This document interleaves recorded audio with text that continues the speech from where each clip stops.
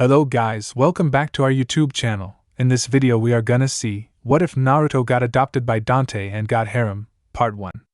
Huge shout out to Mnarutodbz for this story. If you want more awesome fanfiction like this, don't forget to hit that subscribe button. So without wasting any time, let's get into the video. It was night in a peaceful village called Konoha. It seemed like a night like any other night. Unfortunately, this wasn't the case. There was something cold in the air, a feeling like something terrible and inhuman happened, and it did. The terrible and inhuman thing was on the streets, which was empty at this time of night. A young boy around 4 years old was crucified on a ruggedly handmade cross. He was bleeding all over and seemed dead. Just a few hours ago he was running happily on the streets of Konoha, and now he was hanging here, beaten, taunted and left for dead. No one really cared either. There were only two persons who cared about the boy's well-being. The first was the third Hokage, a gentle old man and the leader of Konoha. He would use all his might to protect the boy, but he can't prevent that the villagers take out their rage on the little boy. Since the Kyubi, the nine-tailed fox, was sealed in Naruto by the fourth Hokage, the villagers wanted their revenge on him, thinking the boy was the demon reincarnate, much against the dying wish of the fourth Hokage, who wished that his son would be welcomed like a hero. The second person was Kakashi Hatake, an ANBU captain. After he learned Naruto was the son of the fourth Hokage, his beloved sensei, he promised he would keep Naruto safe, no matter the cost. But because of his occupation he can't keep a constant eye out for Naruto, since he would get many missions outside Konoha. The boy moved his head a few times. Someone dressed in a red trench coat with white hair, who was lurking in the shadows, couldn't believe it. Most adult men couldn't survive that kind of treatment, and especially not a 4-year-old. He wasn't the only one that noticed it. One of the Jonin responsible for the young boy's condition noticed it as well, and quickly he gathered 4 companions. The Jonin said, "Look at this, fellows, the demon kid is still alive. Let's finish the job." The boy shivered on the cross, although it was very hard because he was nailed very tightly to it. The man who was lurking in the shadows, called Dante, couldn't stand the sight of it anymore and decided to take action. He disappeared from his position and appeared on the nearby wall close to the boy. He was leaning against it and said, "You know, this is none of my business, but I can't stand it when 5 adults abuse a young kid who can't even defend himself." Angry Jonin number 1. "Stay out of this, stranger. This doesn't concern you, this is a matter for the people of Konoha." Dante. "I see, so the people of Konoha are proud that they crucified a kid that isn't even half their size. What a great village indeed." Angry Jonin number 2 stepped in. "I will let you know that this stupid excuse for a child is actually a demon. He needs to be killed even if the Hokage refuses it." Dante came off the wall and got an interested look in his face. "A demon, you say?" Angry Jonin number 1. "Yes, this is the holder of the Kyubi, who savaged this village a few years ago." Dante's eyes got an unforgiving look and pulled out his sword. "Then let me handle this, it's my specialty after all." The Jonin gave a signal that he may do it. "Be my guest, I don't care as long as the demon is dead." The young Naruto shivered when he was looking at the strange man who was coming near, expecting his own life to end. "I've never done anything to deserve this. I'm only 4 years old, and it seems I won't see another day. What have I done wrong to deserve this? Why do they hate me?" Then he heard screams in the night while blood spat around. Within just 10 seconds all 5 Jonins were in a pool of their own blood. One actually lived, although he was in his dying moments. Dying Jonin. "Why?" Dante. "I said I would kill the demon and I did. You guys were trying to take a life before it can flourish. I've met demons with more honor in their left ass cheek than all 5 of you guys combined." The man passed away, fleeing from his life while he tried to take the life of an innocent child. Dante sheathed his sword on his back and walked towards Naruto, pulled him from the cross and lifted him up with one arm and looked at the kid like he was taxing a rabbit. He was battered, bruised and bleeding all over, while the old wounds weren't even healed, indicating that this wasn't the first time some people abused him. Naruto's eyes were empty, like he already gave up his life and was shaking. Dante looked like he was sensing something inside the kid, and a surprised look got on his face. What? It can't be! I know this energy, It's like my own. So that's why you are hated. The boy shivered even more while a tear was running down his cheek. Dante. Poor little bastard. I think I will find this Hokage person and have a nice little chat with him to express my feelings to him. And with that he raised the kid to his back and went to the big tower. When he arrived, a woman tried to stop him, screaming he wasn't allowed in at the moment. Dante hated when he had to raise his arm to women, but he had other things on his mind and hit the woman in the neck, sending her to dreamland. He arrived at the Hokage's office and kicked the door open. An old man jumped from his seat and took a battle position. Hokage. Who are you? What do you want? Dante. My name is of no concern to you, and what I want are answers. As he got Naruto off his back and showed him to the Hokage. The Hokage got a scared look in his eyes. Oh no. Not again. It's even worse now. Dante got a hard look in his eyes. Again? So you know what this kid had to endure, and you didn't give him bodyguards. Hokage. Of course I gave him bodyguards, but due to some difficulties they can't watch him all the time. Dante. Great, an old geezer who can't even protect children from the ninjas of his own village. What's this world coming to? And what did this kid do wrong to deserve this kind of treatment? Hokage sighs. Alright, I will tell you. And the Hokage began to tell the whole story about Naruto's parents, the Kyubi, the last wish of the fourth Hokage, which meant that the people should have welcomed Naruto as an hero, and how the people reacted to it. Dante only got angrier. Grr. Selfish people, who doesn't even understand the meaning of being possessed or being a vessel, and even spitting on the dying wish of their beloved leader. Hokage. Yes, from the day Naruto was born he had to live a life of being hated and scorned without knowing the real reason why, without parents to relieve his burden or friends to share his pain with. Dante became silent but then spoke. Not anymore. The Hokage startled at the mysterious stranger. What do you mean? Dante. It means I am taking the kid with me. The Hokage started to yell. And what gives you the right to make decisions for the boy? Dante. I have my reasons. I can only say that I am the closest thing of a family he has left. The Hokage got a determined look on his face. No, I won't allow it. Naruto will stay here and become a great ninja like his father wanted him to be. Dante got a scary glare, dripping with killing intent, and the Hokage couldn't help it but he shivered like a leaf. Dante. Gimme a fucking break. The ways things go now, the child won't even live to reach puberty, let alone be a ninja. I'm taking him with me, and if you plan to stop me. As Dante paused, his glare got even scarier. Then I will have to take measures. The Hokage couldn't stop shaking, as his eyes were fixated on the silver-haired stranger's eyes. Finally he submitted. Fine, take the boy, but allow me to make one request. Dante. Name it, and then I will see. The Hokage took a deep breath. Make sure the wish of his father is honored and let Naruto become a ninja to this village. Dante was thinking. That is for the boy to decide when he is old enough. Until that time I will keep myself busy with raising the kid and training him. If I do my job well, he won't get crucified anymore. The Hokage got a disgusted look on his face. He was crucified. Dante. Yes, what do you think these marks on his hands are? Stigmatas? The Hokage sighed. They really tried everything, genjutsus, torture, beating, carvings. They even tried to set him on fire once. Dante. Disgusting. I'll take him with me so that can never happen again. The Hokage turned around to look over the village as if he was reminiscing. You know, even with being the leader of this village, I've failed the previous Hokage since I couldn't protect his son. A strange world, isn't it, stranger? Dante. Sure is. By the way, not too far from here near an alley there are 5 Jonin corpses. Better get rid of them before children wake up. The Hokage startled. What did you say? He got no answer, and when he turned around he saw that Dante and the boy were gone. A few days later, Kakashi Hatake returned from his mission and went to report to the Hokage. He gave the mission's reports and his own experiences on the matter. Finally the report was over. Kakashi. Now that I'm done, I will keep an eye out for Naruto. The Hokage had a sad look.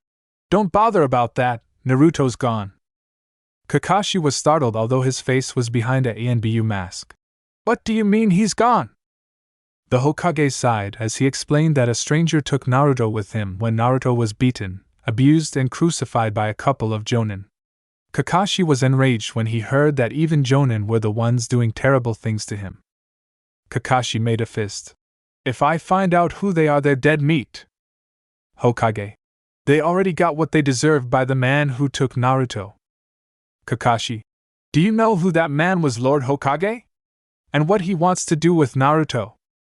The Hokage looked Kakashi straight in the eyes. I only know the man wants to train him, and then, when Naruto is old enough, he let Naruto decide if he wants to become a ninja or not. And I don't know who the man was, but I do know one thing, he's dangerous. Kakashi let his head down. It's probably better for him anyway. Too many people hate him for being the Kyuubi Jinchuriki. Oh man, I can't even imagine how Master Jiraiya would react when he hears his godson was taken away. Too bad we couldn't protect him enough. The Hokage got a serious look on his face. Not anymore. From this day forward, a lot of things will change. 8 years later, just outside Konoha. Two figures were on a hill and were looking over Konoha. One was an adult, and the other a child. Dante. It's been 8 years since they last saw you. You think they forgot about you, Naruto? The young boy was much bigger now. Also, his appearance changed besides the blonde hair. Only changed in style now. Instead of spiky hair, he had his hair a bit like Dante's hair and whisker-shaped marks on his cheeks. He was completely different. He was wearing black pants, a dark blue vest, and had a black trench coat with red flames on the lower part that went up and formed a cross. He got a big sword on his back just like Dante. The sword's name was Repent. Naruto shrugged. I don't know, or care anyway. I'm just here to grant my biological father's dying wish. Dante raised his eyebrow. Biological father? Naruto. Yes, I have two fathers. One was a great man but unfortunately died before I got a chance to know him, and you who was always there for me. Dante. Come on, don't get emotional on me, kiddo. By the way, there was something I wanted to give you before you take off. Dante reached into his trench coat and pulled out a katana. Naruto looked shocked. Why, Yamato? But you said... Dante smiled. I said I wouldn't give it to you so easily, but you trained with me and became strong, and you earned. Hell, the last time I trained with you was a party I won't forget so soon. Naruto took the katana with shivering hands, shivering of happiness. Thanks, Uncle Dante, it means a lot to me. I had a great time too. Dante. I know, you like fighting as much as I do. It's in our family's blood. Now you better get going or else you're gonna be late. Naruto walked away but stopped when Dante called. Dante. Hey kid! Naruto. Yeah? Dante. Rock their worlds. Naruto smirked. Oh, you betcha, they wouldn't know what hit them. As Naruto walked away, a voice was heard behind Dante. It was a beautiful blonde woman called Trish. Trish. Emotional? Dante. Nah, just gonna miss the brat. Trish.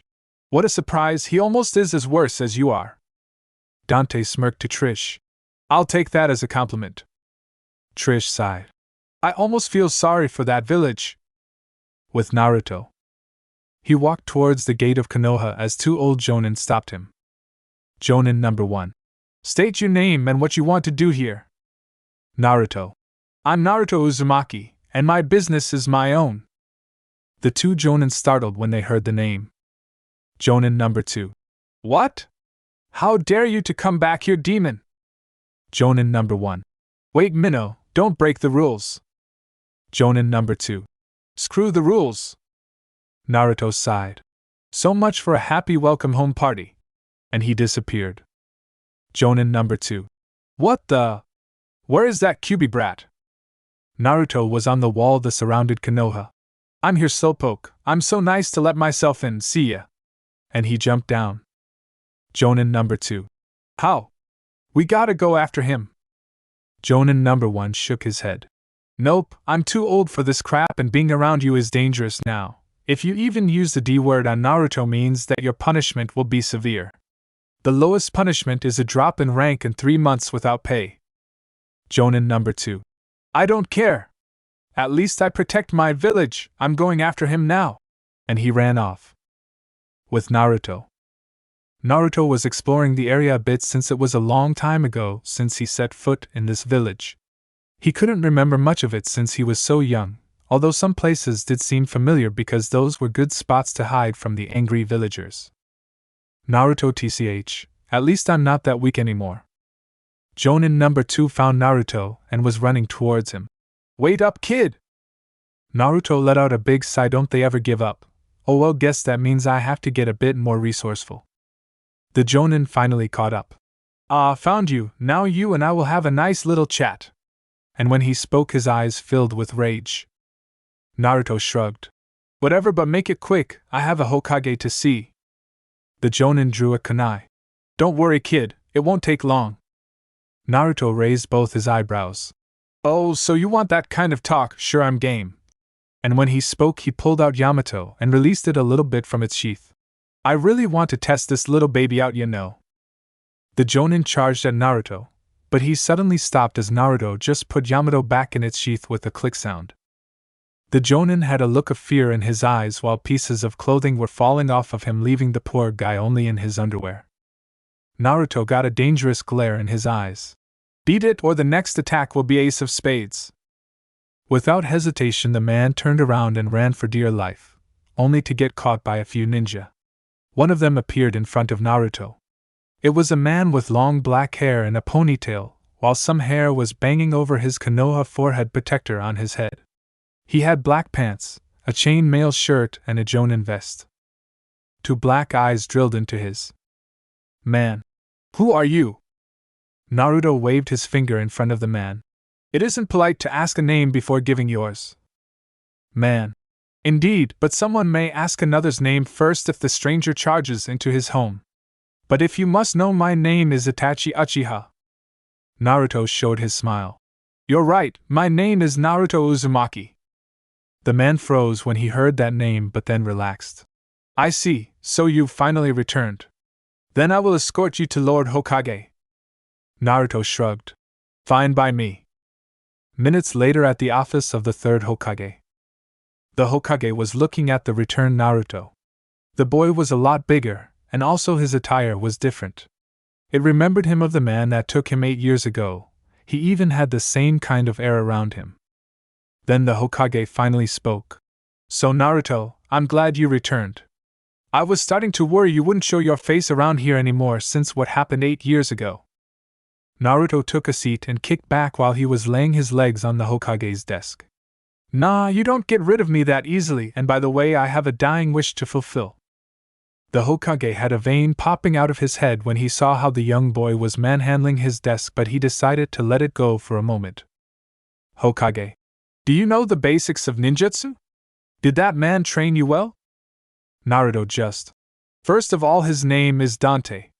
Second, for ninjutsu I had another teacher, so I know the basics and a bit more. It wasn't like I was to return here when I was little to only learn ninjutsu and then go back to Dante. The Hokage spoke. I see. Well, as you might know, we had some great changes in this village since you left. It was true.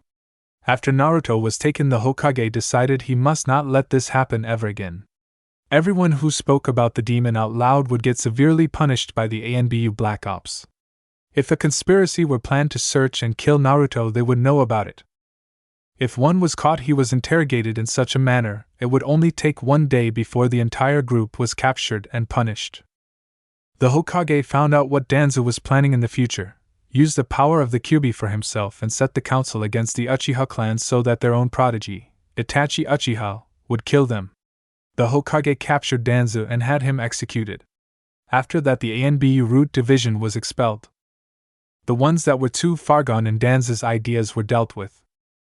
Unfortunately, the Uchiha clan was destroyed anyway. Until this day, it is still a mystery who pulled that off.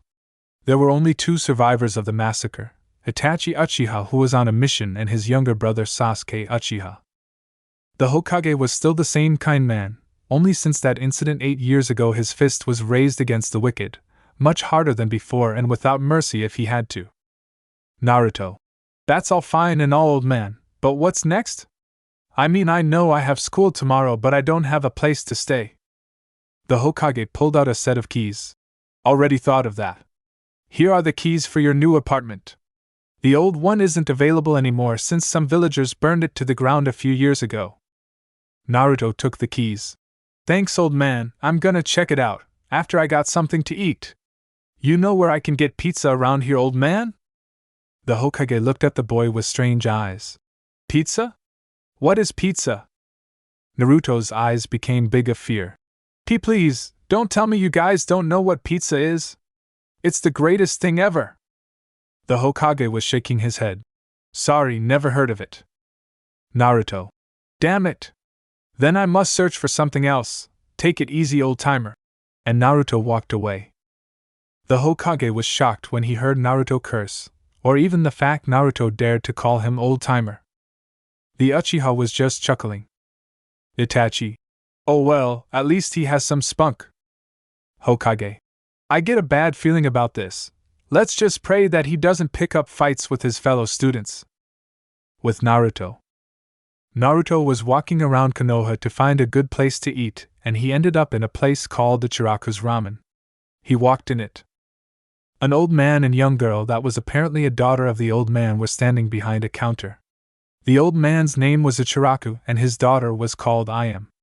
Naruto thought the girl was kinda hot. Ayam. Hey, a new visitor. How can I help you? Naruto raised his hand. Hi babe, I would like the beef ramen please. Ichiraku froze when he heard how the newcomer called his Ayam. Ichiraku said with a threatening voice. What did you call her? Naruto shrugged. Babe, as in beauty, gorgeous, pretty and stuff like that. Ayam just smiled. Relax dad, he's just a kid and it was kind of a compliment. One beef ramen coming up. Naruto got a bowl of ramen in front of him and started to eat. Naruto, holy crap. This tastes fucking awesome. It's not better than pizza but is a close second. I should let Dante eat this stuff once. He quickly ate his ramen and paid for it. He left while he gave a little wink to Ayam who blushed a little bit. Naruto arrived at his new place. It was pretty spacious and there was more than enough room to live here. He decided he should go to bed early because tomorrow he would have to participate in the Genin exams. The next day, Naruto woke up and took a shower. After the shower, he wrapped a towel around his waist and looked at himself in the mirror. His muscles were pretty defined and had some seals on his arms. Those seals contained some devil arms that could be quite useful. His hair looked like a mop, but at least it was better than that spiky hair he used to have. He got dressed in his usual attire and had the sword on his back. It's a sword that Dante made. It isn't as good as his rebellion sword, but it came pretty close. He clinched Yamato at his belt, and he was ready to go. He also had 2 holsters containing firearms, but unless normal guns, this one uses chakra and demonic energy instead of bullets. These gave a few advantages. There wasn't a boom effect, rather a low-energy noise that sounded like starting up an electronic device, and he could adjust the effects to hurt, to knock out, or even to kill. He walked, and soon he was standing in front of the school building. Naruto talked into himself. It's time to get this party started. And he kicked in the door. The class was noisy and annoying, as always. One was stuffing his face with potato chips while the other was sleeping. 2 girls were arguing without anyone knowing what about. Some were brooding, others remained silent, and a few screamed to make themselves understandable. In other words, it was chaos. It was Iruka's personal hell. Iruka has been their teacher for a long time, and it was always the same crap. Sometimes he had the urge to grab his kunai and slash every throat that was present at the time. But all in all, he loved his job, although it was hard sometimes. In this entire ruckus, the door suddenly slammed open and one thing happened what never happened before. It became silent. The young man responsible for this amazing feat was standing in the opening of the door. He had blonde hair that was shaped like a mop, and he had whisker marks on both cheeks. He wore black combat boots, black pants, a dark blue vest and a black trench coat with flames at the bottom.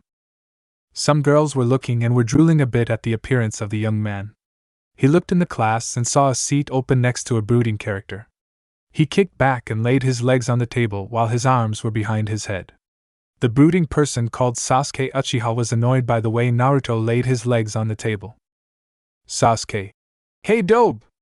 Get those legs out of my way or else I'm gonna dismember them from your body. Naruto still lay there with his eyes closed. Can it? Sasuke was shocked someone had the nerve to tell an Uchiha to shut up. He was standing up and ready to grab a kunai, but before anyone could see it, Naruto was pointing with his sword on Sasuke's neck. Naruto. I get a bit grumpy in the morning, so if you want to keep your pretty little head you better sit down and shut up. What no one expected happened. Sasuke sat down. While some girls started to drool even more about the new kid, Sasuke's fangirl club was sending amounts of killing intent to the new boy. He opened his eyes to show the girls that he had hard blue eyes and started to give some killing intent of his own, and the girls moved their gaze away from the kid. Iruka cleared his throat and everyone sat down. Iruka. Well, students, as you might have noticed, we have a new classmate who will join us in the Genin exams today. Come in front of the class and introduce yourself. Naruto slowly got up and put his hand in the pockets of his trench coat. Naruto smirked. My name is Naruto Uzumaki, 12 years old, the rest you need to find out for yourselves. Some girls had hearts in their eyes when saw the smirk on Naruto, while the Sasuke fan club started to find him sympathetic. Iruka, this is going to be a stubborn one. Anyway, let's start the exam, shall we? Just follow me. The students walked outside and Iruka said they needed to pull out their shuriken. Everyone followed the order except for Naruto. Iruka. I said to take your shuriken, Naruto. Naruto shrugged and got a piece of paper out of his coat, and Iruka took it. Dear Iruka. Because of some other abilities, I exclude Naruto Uzumaki from the shuriken and kunai tasks at the exam. However, I would like you to judge the skills he has with the weapons he likes to use. Signed, Hiruzen Sarutobi, the third Hokage. Iruka read the letter. Okay then, Naruto, then take out the weapons you do use. Naruto reached for the holsters and brought out two metallic-like weapons that Iruka had never seen before. One was black with flames on it, and had a red jewel at the start of the barrel. The other was white with glyphs on it that seemed to glow, and also had a jewel on it at the same place as the black one. Iruka. What are those things? Naruto. They are called guns, let me demonstrate. Naruto aimed at the target and pulled the trigger. Holes appeared in the center, and soon the entire middle piece was gone. Iruka. What the? Naruto explained. The guns convert your chakra into condensed projectiles. It means you can determine the amount of damage you want to do on an opponent.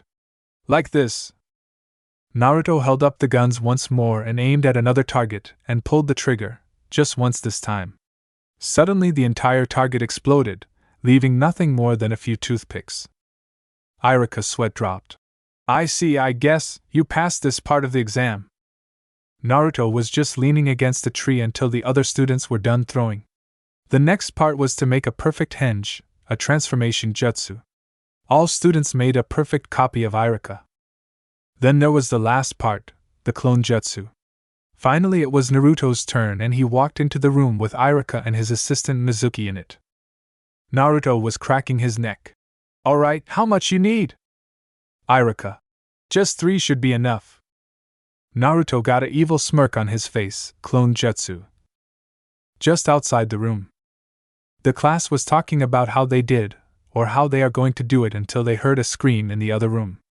One walked towards the door and opened it, and suddenly streams of Narutos were coming out of the door. It was almost like a small Naruto river. Iruka was beneath all those Narutos, and while he was half-conscious he said, Why you, P-Pass? While Naruto had still his evil smirk on his face. The exams were over and the school had to turn back tomorrow for their group assignments. Naruto didn't even walk 10 feet until he heard a familiar voice behind him. Sasuke. Hey Dobe! Did you really think I would let you walk away unharmed after what you did to me? No way, get ready because I'm giving you a beating you won't forget soon. Naruto just stood calmly there with his hands in his pockets. I don't have any interest in fighting you. It wouldn't prove anything and you would only get hurt. Sasuke taunted. What's the matter? Is the new kid scared he would get his ass kicked by an Uchiha? Naruto glared at Sasuke. Uchiha? I see. I was told only 2 survived, 1 smart one and 1 stupid one. I met your brother and I know he is the smart one.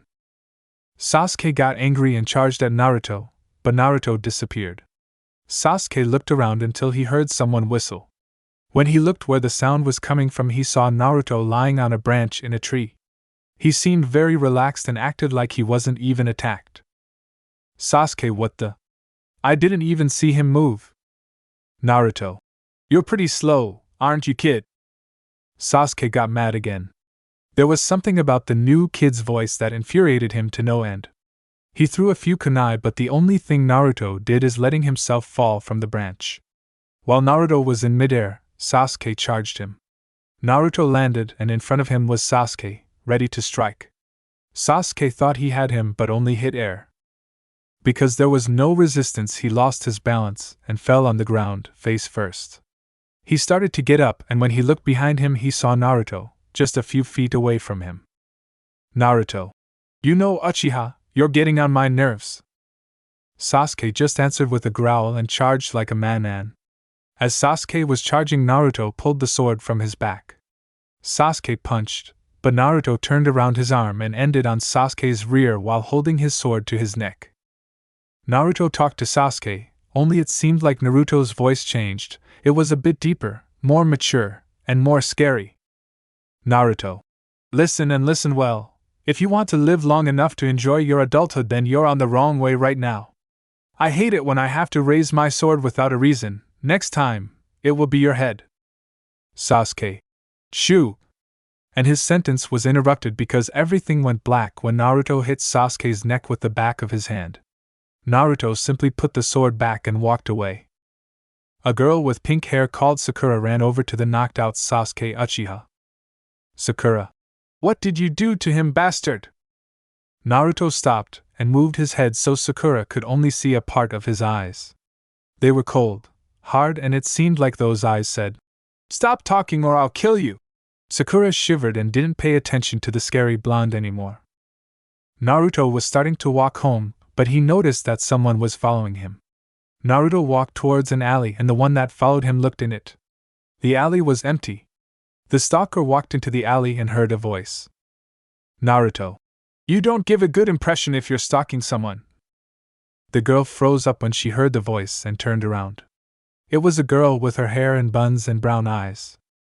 Naruto. Hey, I saw you at the academy. Are you here to avenge the Uchiha's honor?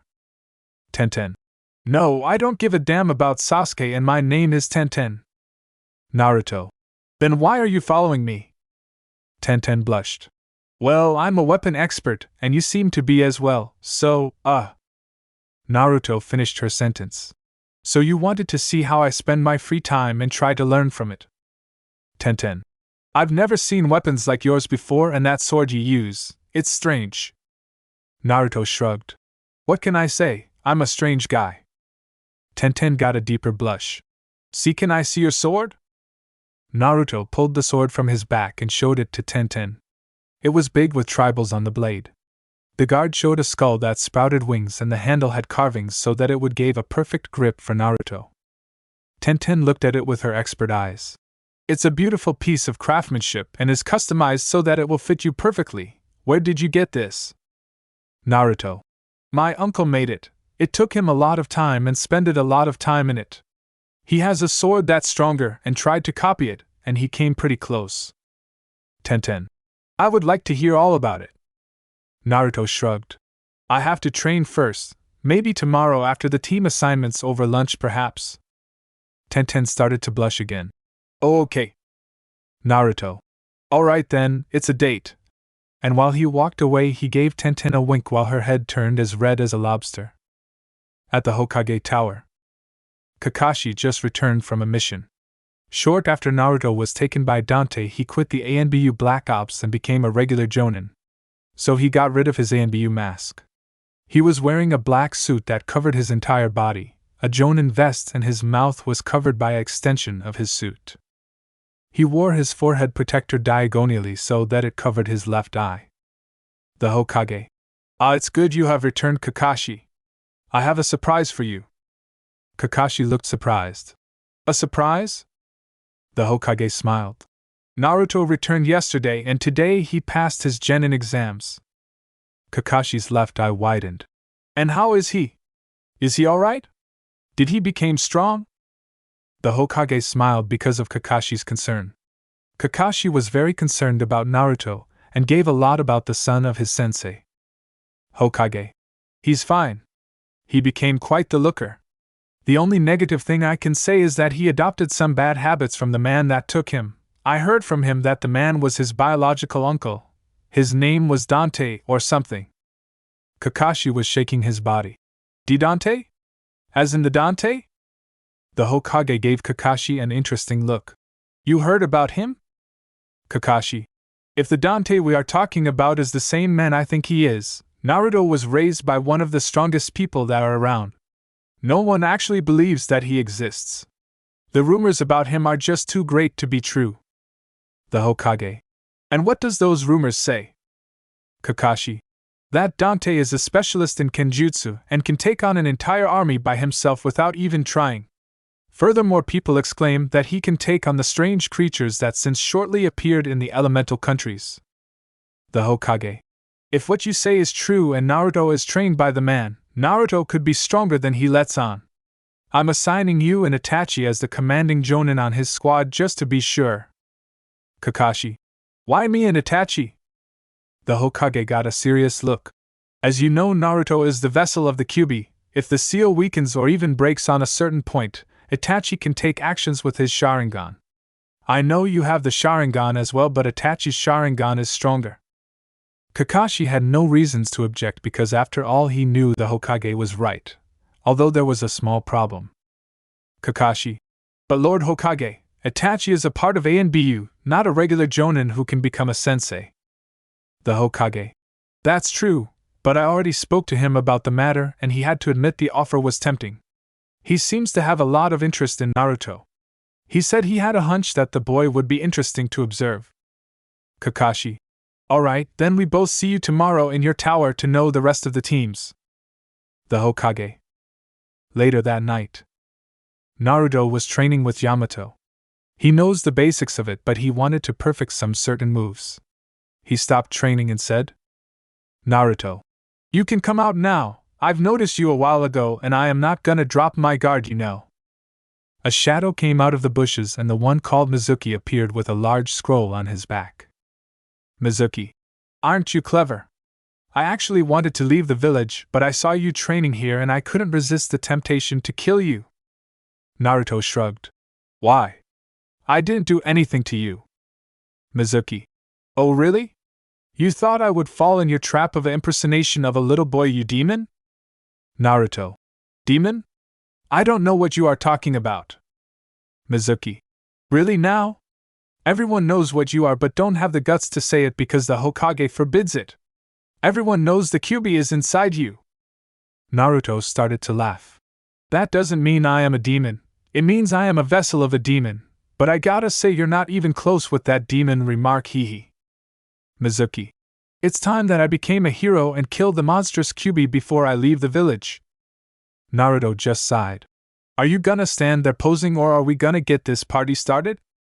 Mizuki got the big shuriken he got on his back and threw it to Naruto.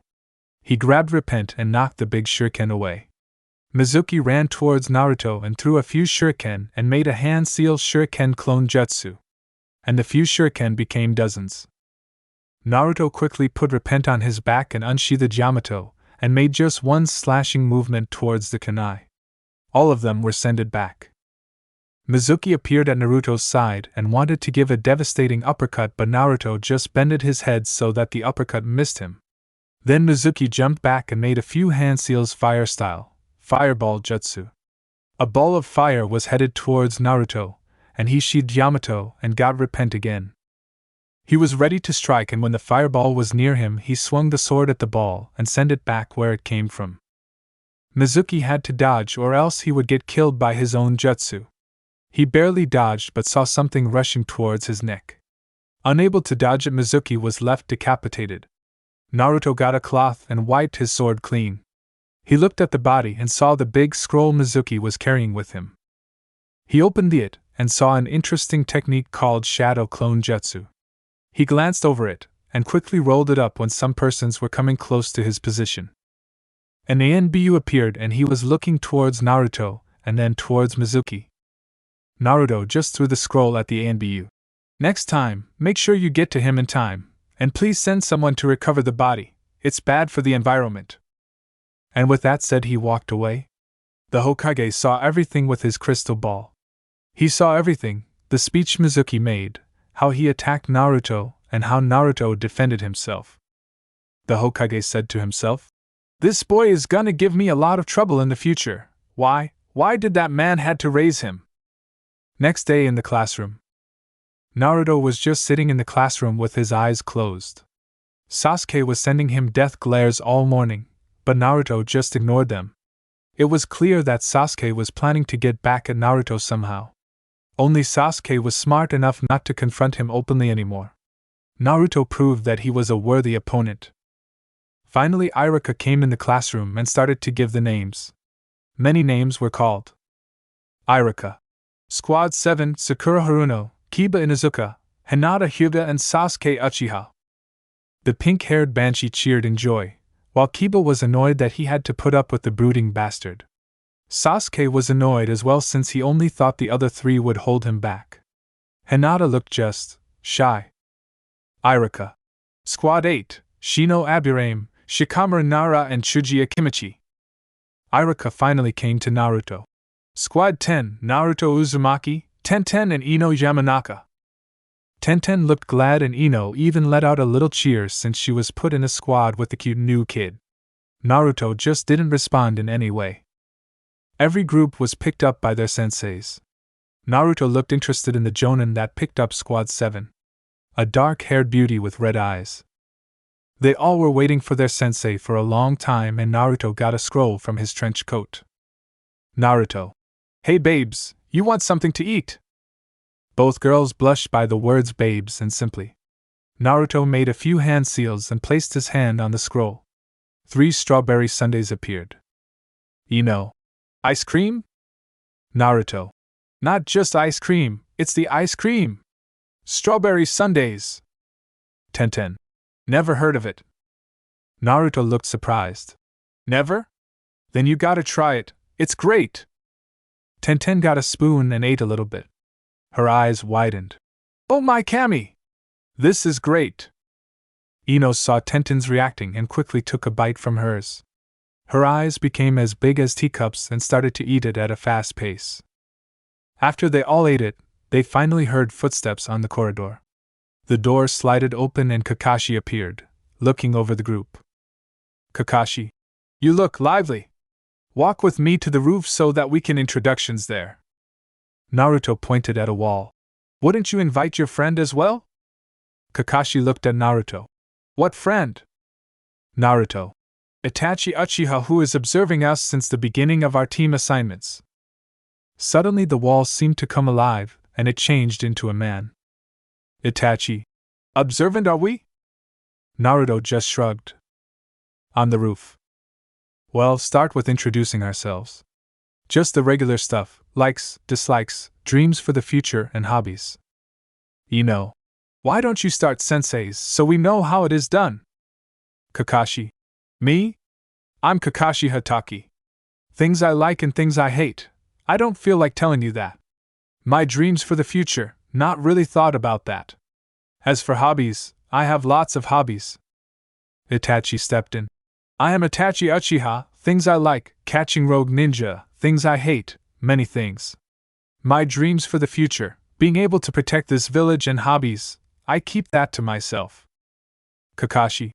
Alright, your turn. And he pointed to Ino. Ino. I am Ino Yamanaka, things I like, cute boys next to other many things. Things I hate, billboard brow and hateful people. My dreams for the future, being a great kunoichi one day, and my hobbies are helping my parents with their shop and working with flowers. Kakashi, at least she shows that she wants to be a ninja. Itachi, better than I expected from a fangirl of my brother. Itachi. Okay, the other lady now. TenTen. I am TenTen. I like training and working with weapons. I hate girls who give kunoichi a bad name. My dream for the future is to show that kunoichi are just as good as men. My hobbies are training and developing weapons. Kakashi, a loose cannon with a high affinity for weaponry. At least she will prove useful. Itachi weapons aren't everything. You also need stamina and several nin and taijutsu moves. At least she is driven to be a good kunoichi. Kakashi. Alright, the last one. Naruto. I am Naruto Uzumaki. I like training, pizza, strawberry sundaes, my swords and my guns. I hate demons. My dreams for the future is to fulfill my father's dying wish. My hobbies are fighting, training and relaxing. Kakashi, so he knows about his father, and want to grant his final wish. I like it. It appears he will have a high affinity for kenjutsu. Only time will tell. Itachi, I like his attitude. Let's hope he has the potential to back it up. I hope my hunch isn't right about this one. Kakashi. Well, let's get to business. Tomorrow we will start with your true test. Ino. But we just passed our exam. Itachi. That's just to pick the people who has a chance to become Genin. Tomorrow the true graduating test will start, and I have to warn you rookies, your chance of failing is 66.6%. The two Jonin stood up and Kakashi seemed to remind something. Oh yeah, you might skip breakfast tomorrow, you might lose it. TenTen. Oh, what are we gonna do? If we fail tomorrow, all this was for nothing. Naruto just looked calmly into her eyes. Don't worry about it. If we work together tomorrow, then we will pass. Ino cut in. What are you talking about? Naruto. Use your brain. They said there was a 66.6% chance that we would fail. There are 3 of us. What does that say to you? Ino looked stupid. That we have 2/3 chance of failing? Naruto sighed. Can't blame her. She's blonde after all. Alone we have 66.6% chance of failing. That means I have 33.3% chance of passing, and that percentage is exactly 1/3 of 100%. It's a clue that we must work as a team. Ino still looked confused, but TenTen. I understand, you're right, what do you suppose to do? Naruto smirked. Don't worry, I have a plan. A few hours later in the Hokage Tower. A couple of Jonin were standing in the office of the Hokage. They consisted of Asuma, Kakashi, Itachi, Kurenai, Anko and Guy. The Hokage was sitting behind his desk. The Jonin got a document in their hands that gave a description about Naruto. Guy looked at the Hokage and said, But why did you give us this information, Lord Hokage? The Hokage looked serious and said, Although I made some rules concerning about Naruto, not everyone has a warm heart for him. You know how people are think about Mizuki. Kurenai shivered. Yes, I know. I saw a lot of terrible things happen to Naruto when he was younger. Of course I was very young myself, but it was still terrible. I still have nightmares about those scenes. Anko got a mad look on her face. Tell me about it. Of course I wasn't there when it happened, but when I heard it I became so mad. How can a full-fledged Jonin perform a genjutsu on a child? Itachi. It just happened. People fear what they not know. It's simple human nature. Of course it's terrible, but that's the reason why we must work together to prevent it from ever happening again.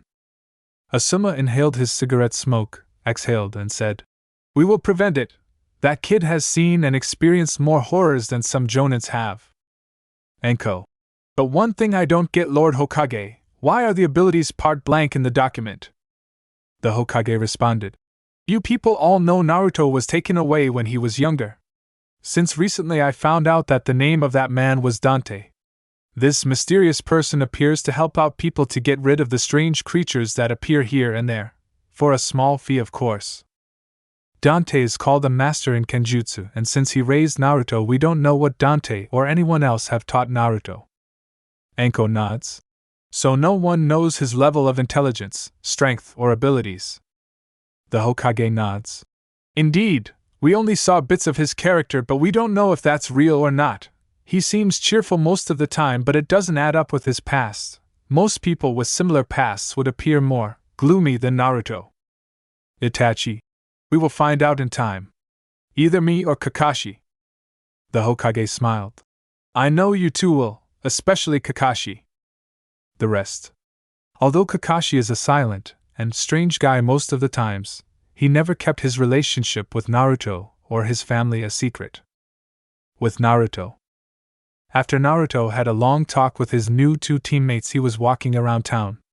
Many people gave him icy glares. Naruto saw it and thought some things will never change. At least I can defend myself when I have to. Suddenly he saw a girl with pink hair he recognized as the girl that took care after Sasuke. Sakura saw him as well but immediately let her head drop. Then it seemed she saw something and opened her eyes. Someone threw a rock at Naruto, but he simply caught it without looking. He slowly aimed his scary glare at the person who threw the rock and crushed the rock with his hand. The young man looked at Naruto with eyes big of fear and ran away like a little boy who just have been caught skipping school. Naruto looked like he was thinking something over and got a serious look on his face. Sakura looked surprised at him as he walked her by without saying anything. Sakura, what was that all about? And why are all these people staring at him like that? Maybe I should try to find out more about him. This suspense is killing me. Naruto simply walked to his home and thought about the things that happened today. He knows that people just wouldn't accept him right away. After all, in him was the beast that destroyed the village a long time ago.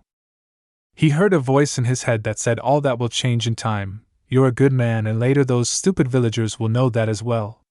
Just stop thinking about that and go to bed. Tomorrow you have an exciting day. Naruto smiled and got undressed and went to bed. The next day, the group was waiting for their senseis. They both were way too late and the group was bored. Finally they arrived. Kakashi. Alright, since it seems you all are ready, I will explain the test. He showed 2 bells and continued. The test is to get these bells from us. One will be carried by me and the other by Itachi. If you get one, you pass. If you don't, you will be tied up against a pole and forced to see us eat our dinner. That is also the one that will fail and would be sent back to the academy. You guys have until noon. The Genin looked shocked and Ino asked, but why are there 2 bells? We have 3 people here. Kakashi. That way someone will certainly be tied to a pole and sent back. Ino cried. That's not fair. Itachi. Live with it. If you don't like it, then catch an bell. Both of the Jonin had an bell and Kakashi said start. All 3 Genin disappeared from sight. Kakashi, good. A ninja must be able to hide his presence. At least they know this rule. Itachi. Let's go, Kakashi. We have work to do. Before Kakashi could respond, he was attacked by the 3 Genin. Itachi joined the fight. TenTen took her distance and started to throw kunai, shuriken and a boatload of other weapons. Ino just attacked with her fists. Naruto had his blade and attacked Kakashi. Kakashi just dodged an attack, but then Naruto did something unexpected. It looked like he was swinging his sword in a circle beside his body, but a shockwave hit Kakashi, leaving a small cut wound on his arm. Kakashi, what was that? No time to think it over. I must take him out now. Kakashi rushed forward and hit Naruto, but Naruto turned into smoke as soon as Kakashi's fist connected. Kakashi's shadow clone jutsu? When did he learn that? Itachi got rid of Ino and TenTen, only to find out that they were also shadow clones. Kakashi, do they all know shadow clone jutsu? No.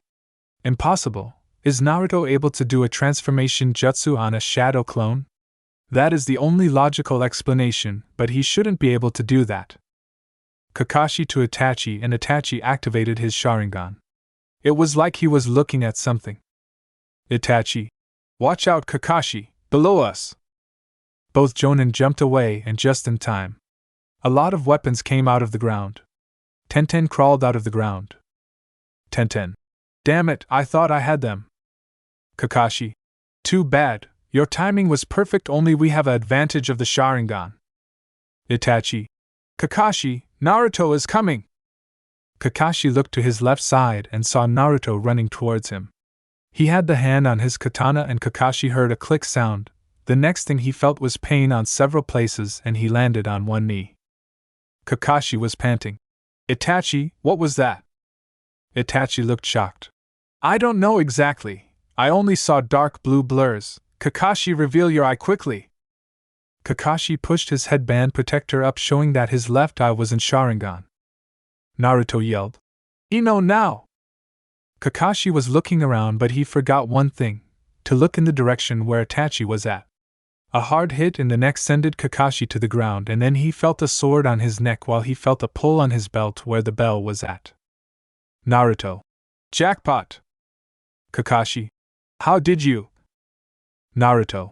Everything what happened before was all foreplay to give you guys a false sense of confidence. When I charged from your left side, you guys focused on me. When I attacked you with my Dark Slayer style, I knew Itachi-sensei would try to see how I did it, leaving him open for Ino's mind transfer jutsu. And that was our plan all along. Kakashi. Your plan? Naruto. Yes, we decided we couldn't get the bells on our own, and you said it yourself. Individually we only had 33.3% chance of succeeding, and we increased it to 99.9% with our teamwork. Kakashi laughed. That's all nice, but who are you going to give the bells? Naruto. The two babes, of course. They are my teammates. Kakashi looked surprised.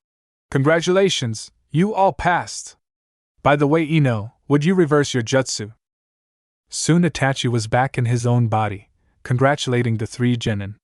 Itachi decided to treat the new genin to lunch. Naruto said he would join them soon. He wanted to discuss something with Kakashi. The rest left. Kakashi. What is it, Naruto? Naruto. Just wanted to know how you were doing. Kakashi. What do you mean? Naruto. I remember you from when I was young. You were one of the two people who actually gave a crap what happened to me. Kakashi. I smiled. So you remembered me. I should be honored. I am doing fine, although it was a bit of a shock when you were taken. Naruto. It was better that way. Although I had a hard time, it was better than what I had to endure in the village, and I always had someone to depend on. Kakashi. You mean Dante? I wanted to ask you something about him. Naruto. Sure, asked away. Kakashi. Is he the one that fights those strange creatures that seem to appear around the elemental countries? Naruto. Yes, those creatures are called demons. Normally they can't get here, but the past few years they seem to come from everywhere. Nasty little buggers, I can tell you that. Kakashi had to agree. Ninja like Itachi and himself can defeat one horde without too much effort. But Chunin had a hard time with one horde, and there are also bigger creatures, and even a Jonin had a hard time against those. Naruto continued. I remember one time in the land of grass, there were several hordes of the little buggers and one big one called an disaster or something, and I and Dante were smack in the middle. It sure was one hell of a party, and in the end we got a pretty big paycheck. Kakashi's eyes widened. You already fought those things? Naruto. Yeah, if I didn't I wouldn't get strong and die because I didn't have any experience. Kakashi. Why do you want to get strong? Naruto. I need power to defeat my enemies, to protect the ones that I love. Kakashi. Let's join the others. Tomorrow we will start our first mission together, and we would need to get ready for the things to come. They wanted to walk away, but an ominous feeling was filling the air. Then a dark, swirling gate appeared, and many dark creatures came out of it equipped with scythes. Kakashi. What here? Naruto shrugged. Finally, I was starting to get bored. Kakashi. Naruto! This isn't something to joke around with. This is serious. Naruto. If a larger demon was present, I would get serious. And when he spoke, he get repent from his back and charged the demons. Kakashi yelled at him to stay back, but he ignored it. Kakashi rushed after him. Damn it! That idiot will get himself killed! He stopped because he was shocked from what he saw. Naruto caused casualties beyond belief. He slashed right and left, killing a majority of demons. He launched one demon in the air and jumped after it, killing it in the air. He grabbed the dead demon and stood on it, using it like a surfboard. When he descended, he got his guns and started shooting demons that got in his way. When he landed, only 6 demons remained from the 12 that appeared. He put the guns back in the holster under his trench coat and got Yamato. He got into a rushing stance, and Kakashi only heard a click sound 2 times. The strange thing was that the demons were spraying blood and fell down. All demons were defeated in less than half a minute. Kakashi was in awe of his new student. Naruto. That wasn't as fun as I expected. Oh well, better luck next time. Kakashi, my Kami. He killed a single horde of demons without even flinching and made it look like child's play. Naruto. Shall we join the others? Kakashi just better inform the Hokage about this and the fact that the creatures appear so close to the village. I get a bad feeling about this. Naruto was sitting in his living room. After the attack from the demons, the team split up and were expected tomorrow to begin their first mission. Naruto was sitting in a lotus position, and soon he was deep inside his mind. Naruto's mindscape. Naruto was in some sort of bedroom. He looked around and saw someone on the bed.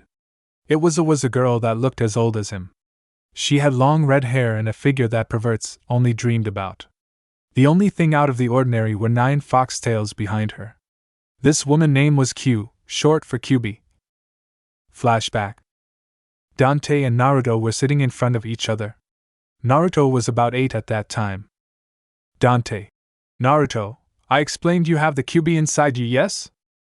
Naruto. Dante. I want you to meditate and make contact with him. Naruto blinked with his eyes. But why? Dante. You are training with me to become strong, to fulfill your father's wish, right? Naruto. Yes, so? Dante sighed. If you can convince the Kyubi to aid you, you will gain much more in power, and you will have an ally with you at all times. Naruto and started to meditate. Soon he was in a place that looked like a sewer. He felt some strange energy signals and walked to it. Soon he was in a big room with a huge cage in it. He heard footsteps and a shadow began to appear in the cage. Soon the person was more visible and he saw a beautiful woman. Naruto's eyes widened. Kyubi? The woman smirked. Yes? Naruto. What the hell? I thought you were a dude. Kyubi got an annoyed look on her face. Just because I appeared as a giant fox, everyone thinks I am a terrible man. Naruto startled. Sorry, everyone told me you were a dude, and that you were evil because you attacked Konoha. Kyubi smiled. Apology accepted, and that I attacked Konoha wasn't my fault. I was under a genjutsu and wasn't myself. When I regained my senses, I was here. Naruto. Sorry, I didn't know. Kyubi. You couldn't have. By the way, what are you doing here? Naruto. I came here to ask for your help. My uncle said it would be a great help for my plans in the future. Kyubi. And what are your plans? And who is your uncle who asked you to come here? Normally people would find that a mistake because they have a certain opinion when it comes to demons. Naruto. I plan to fulfill my father's wish and become a great ninja. He was called the 4th Hokage, and my uncle is called Dante, and he can't judge demon because he said he was half devil. What makes me a quarter devil? Kyubi's eyes widened. Dante? The son of Sparta. Naruto looked amazed. You know him? Kyubi. Dante is known through the entire demon world as one of the strongest creatures ever alive. I greatly respect his father and him, but understand, kid, if I decide to help you there will be some demands. Naruto. Demands? Kyubi. Yes, first of all, I want you to remove the seal so I can have more freedom. You can then summon me with a summoning jutsu. I can't escape since your devil blood will prevent it. Probably your father didn't know that little fact. Second. The Kyubi smirked. I want you as a mate in the future. Naruto's eyes bulged out. A mate? What the?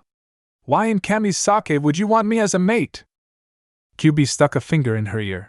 You don't have to yell, I am rather sensitive.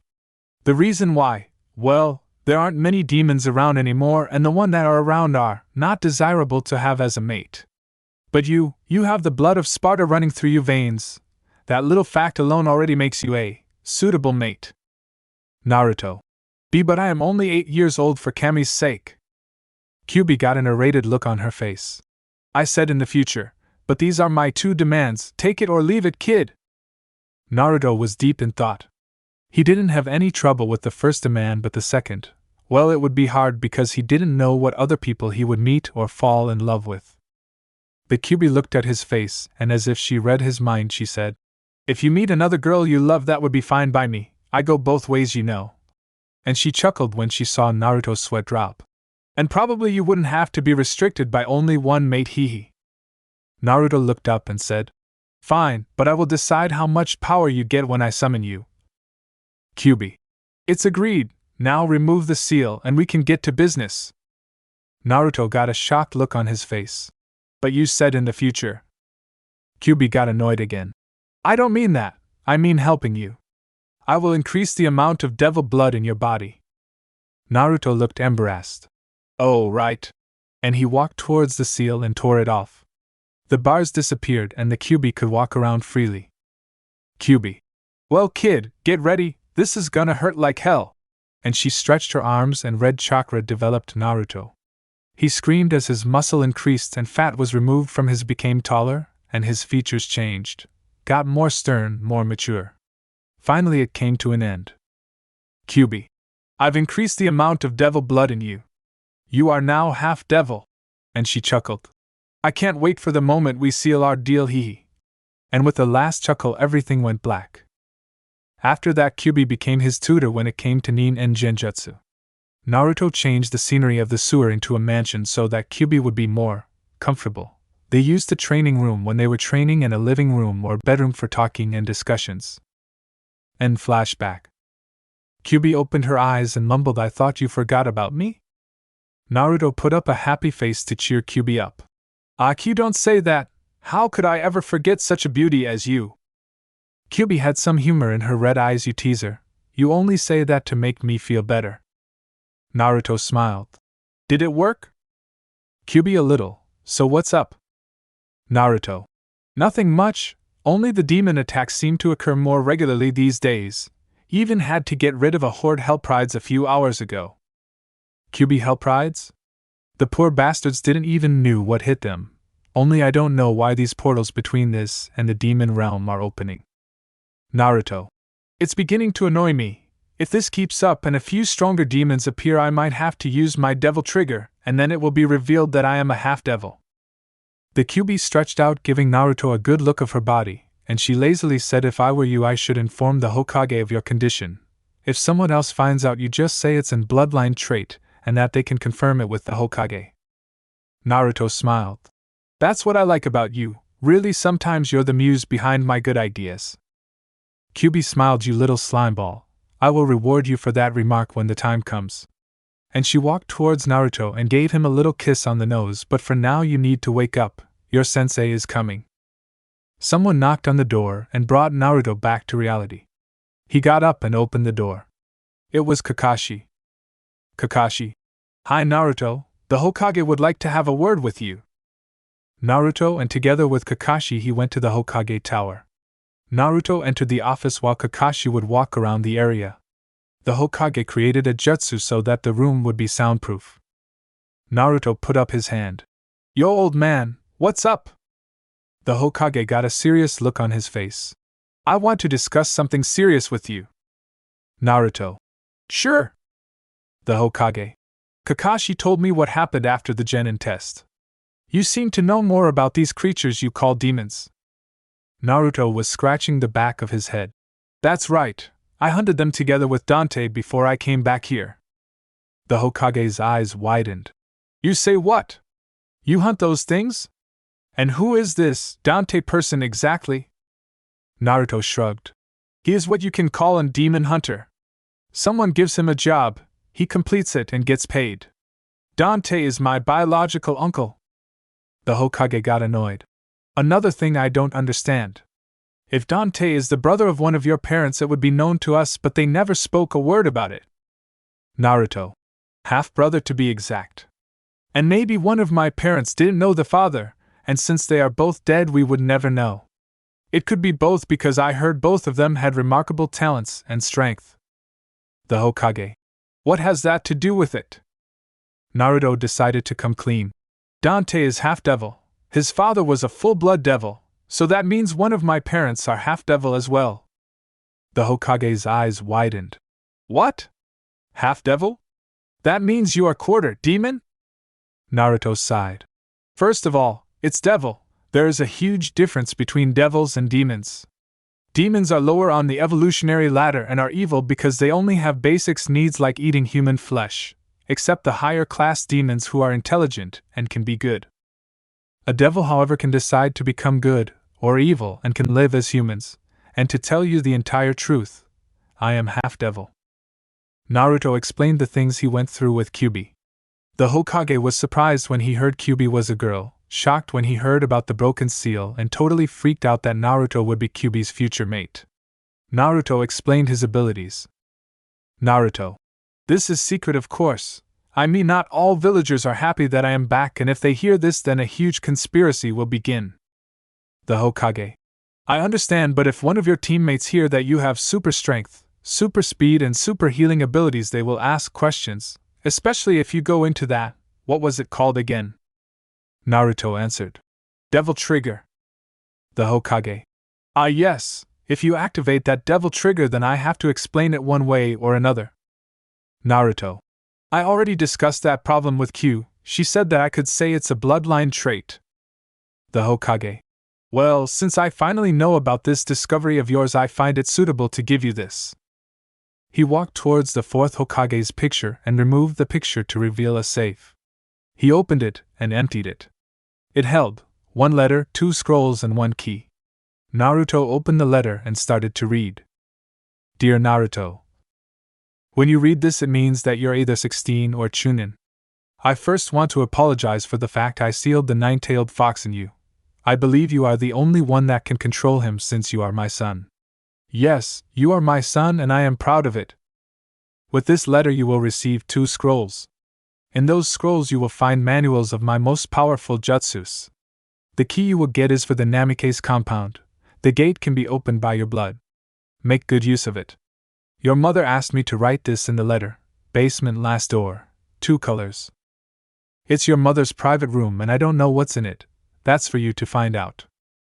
I hope you make good use of the items you receive and make us proud. We both love you and maybe we will meet again. With all our love. Minato Namikaze a.k.a. the 4th Hokage and beloved wife Kushina Uzumaki. Naruto read the short letter with a sad look on his face.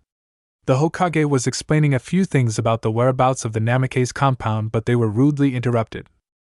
In the hospital restricted room, a red-headed woman was lying on her bed, just as usual the last 12 years. The doctors didn't expect that she would ever wake up, but the Hokage gave them the order to place her here. Only high-placed doctors were allowed. The identity of the person was highly classified. Her name was Kushina Uzumaki. After giving birth to Naruto, she fell into a coma for unknown reasons, but all doctors agreed she was lucky to be even alive. She survived, although she lost a lot of blood during labor. For the last 12 years she was here, in the same bed, only breathing lightly. Then suddenly her face twitched, and while doctors gathered around her, she heard a voice in her head while she was in a dark room. She saw a man with silver hair. Power and wisdom radiated from him. Kushina asked, "Who are you?" The man looked at her with his icy blue eyes and only said, "Wake up, power is here, danger is coming, wake up and soothe the sorrow of the descendant of Sparta with a legacy like no other. Arise, Kushina Uzumaki." Her eyes widened and screamed, "Naruto!" The doctor tried to calm her. "Take it easy, miss, you've been in a coma for a long time and you are in no condition to move." Kushina laid down. "How long?" The doctor looked at his assistant. 12 years. Kushina shot up. "What? 12 fucking years? Where is he? Where is my son?" Before the doctor could answer, she jumped out of bed and ran away. The doctors were shocked. The doctor said, "That's impossible. No one can even walk after a 12-year coma, let alone run." Kushina ran out of the hospital and ran through the streets of Konoha towards the Hokage Tower. She rushed in and wanted to go into the office but was stopped by the Hokage's secretary. That's one mistake she would never make again when she felt a hard fist on her face. With Naruto. The Hokage explained the whereabouts of the Namikaze compound when he was interrupted when his secretary was smashed through the door. The reason for this devastation was in the opening of the door, panting. The Hokage recognized the woman and got a look of fear across his face.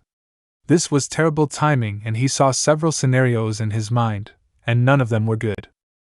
He said, Kushina. The redhead panted. The one and only. The Hokage. How? Kushina smirked. How could I wake up? Beats me, I don't care either. I only care about one thing. Where is he? Where is my son? Before the Hokage could answer, Naruto said, Say, old man, who the hell is this crazy woman? Kushina turned to Naruto. Shut up, kid, when grown-ups are talking, and I will hurt you later for that crazy woman remark. First, I have more important things to do, so, old man, I am gonna ask you one more time, where is Naruto? The Hokage couldn't say anything and pointed his shivering finger towards a very shocked Naruto. The woman let out a shriek and rushed towards Naruto to lock him in a bear hug. When she finally released him, Naruto looked at the Hokage. Naruto. So, old man, this woman, this one right here is none other than my mother? The Hokage. She is, I wanted to. Naruto raised his fist and punched through the table, and with a dark voice he said, Why did you tell me my mother was dead? The Hokage was starting to sweat. Please try to understand, you already had a tough childhood, and if I told you your mother was alive but in a coma, that would be even harder. You would sit by her bed every day, hoping every day she would wake up. The chance for that was very slim, and finally it would break you. That's why I decided not to tell you. The two others understood the Hokage's reasoning but still didn't agree to it. The Hokage explained what happened to Naruto through the years. Kushina was furious when she heard that the villagers abused her child, neglecting the dying wish of their leader and her husband. The worst thing was the fact her Naruto was crucified by a couple of Jonin bastards. She became even more furious when she heard that Naruto was raised by someone the Hokage didn't even knew. The Hokage explained that he found it the best possible solution for Naruto. Then he changed the subject into something else. The Hokage. Kushina, I might have a question for you that's kind of strange. Kushina gave the Hokage an interesting look while the Hokage continued. We got some information from Naruto and I want to validate something with you. Do you know if you were adopted? Kushina. I know for a long time I was adopted, but why do you ask? The Hokage decided to explain to Kushina what Naruto told him about Dante and everything else. Kushina was surprised to say the least.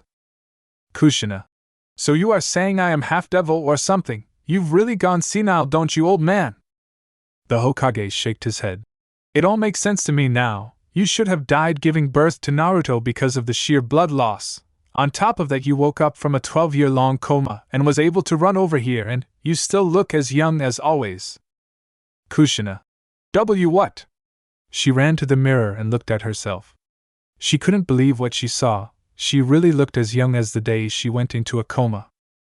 Kushina looked at the Hokage. I still don't believe it. Maybe I have good genetics. Naruto interrupted. I know how we can be sure. And he bit his finger and made some hand signs summoning jutsu. Red smoke erupted from his hand, and soon the Hokage and Kushina saw a beautiful woman. Naruto snickered. Old man, mom, Femkyubi. Kushina was shocked, and Naruto had to explain the whole story again. Kushina really had trouble controlling herself when she heard that Kyubi would have Naruto as a future mate. Kushina. Why would something like you want my son to be your mate? Kyubi sighed and said, I've explained it to Naruto already and made the deal with him, so it isn't any of your business. Kushina wanted to argue further, but Naruto interrupted it and asked. Naruto. Can you tell if my mother is the one with Sparta's blood? Kushina looked confused. Who? Kyubi sniffed at Kushina, who was severely disgusted that another woman would sniff at her like that.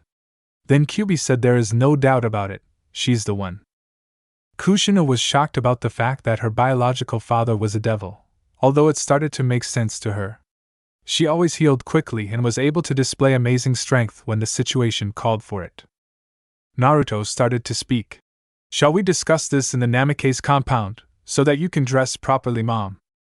Kushina looked at her clothes and blushed when she saw she was only wearing hospital pajamas. The Kyubi cried, let me come with you. I really want to stretch my legs a bit. Naruto looked at her. Then you should change your outfit. Kyubi looked down. She had tight spandex pants that showed all curves and a tight spandex GI blouse with a good view of her cleavage. Kyubi, what's wrong with it? Naruto pointed his thumb to a point and Kyubi looked. The Hokage was KO'd by his own pervert thoughts while he had a nosebleed. Kyubi shrugged and red smoke appeared around her body, and now she wore a red kimono. She asked, "Is this better?" Naruto and the three left the office. Outside they bumped into a man. It was none other than Kakashi Hatake. Kakashi apologized, but his visible eye bulged out when he recognized the red head. Kakashi. Kushina? I thought you were dead. Kushina hugged Kakashi. Everyone seems to think that, but In was in a 12-year coma. Kushina explained why the Hokage kept it a secret to Naruto. Kakashi could understand his point of view, but he was not happy, to say the least, that he wasn't informed. With a dangerous glare he said, "I think I need to have a little chat with the Hokage." Naruto smirked.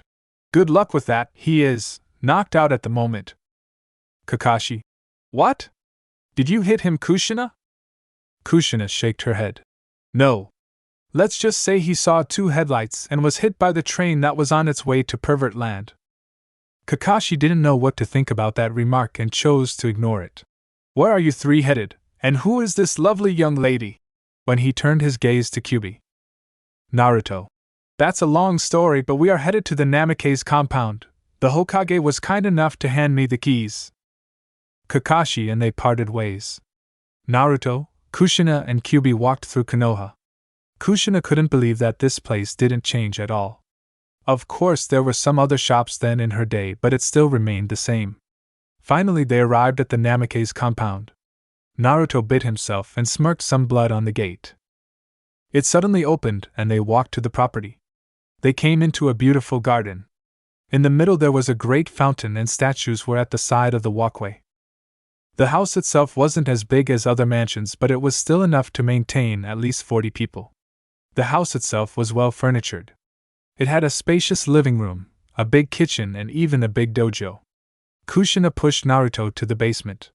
All doors looked the same, but there was one door that looked different. It had a board on it which was holding colors. Naruto. Yes, the letter said I had to check out this room.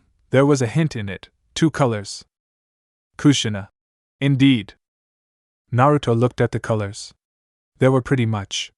It red, yellow, red, blue, purple, pink, ebony, beige, orange, gray, and ivory. Naruto smirked and first touched ebony and then ivory. The door unlocked itself. Kushina. Very good, Naruto. How did you know? Naruto smiled. It was a hunch. Dante has 2 weapons and he called them ebony and ivory. Kushina was shocked. She never suspected that someone else would use a combination like hers. Kushina. Naruto, that Dante person, what is he like? I just found out that he is my half-brother and I want to know more about him. Naruto. Dante is what you can call free-spirited. It seems he doesn't take things seriously. He is a bit sarcastic at times. But he is a good guy when you get to know him, and I learned a lot from him. He is also extremely strong and agile, and he's always serious when there is a job to be done. Kushina. You really seem to admire him. Naruto.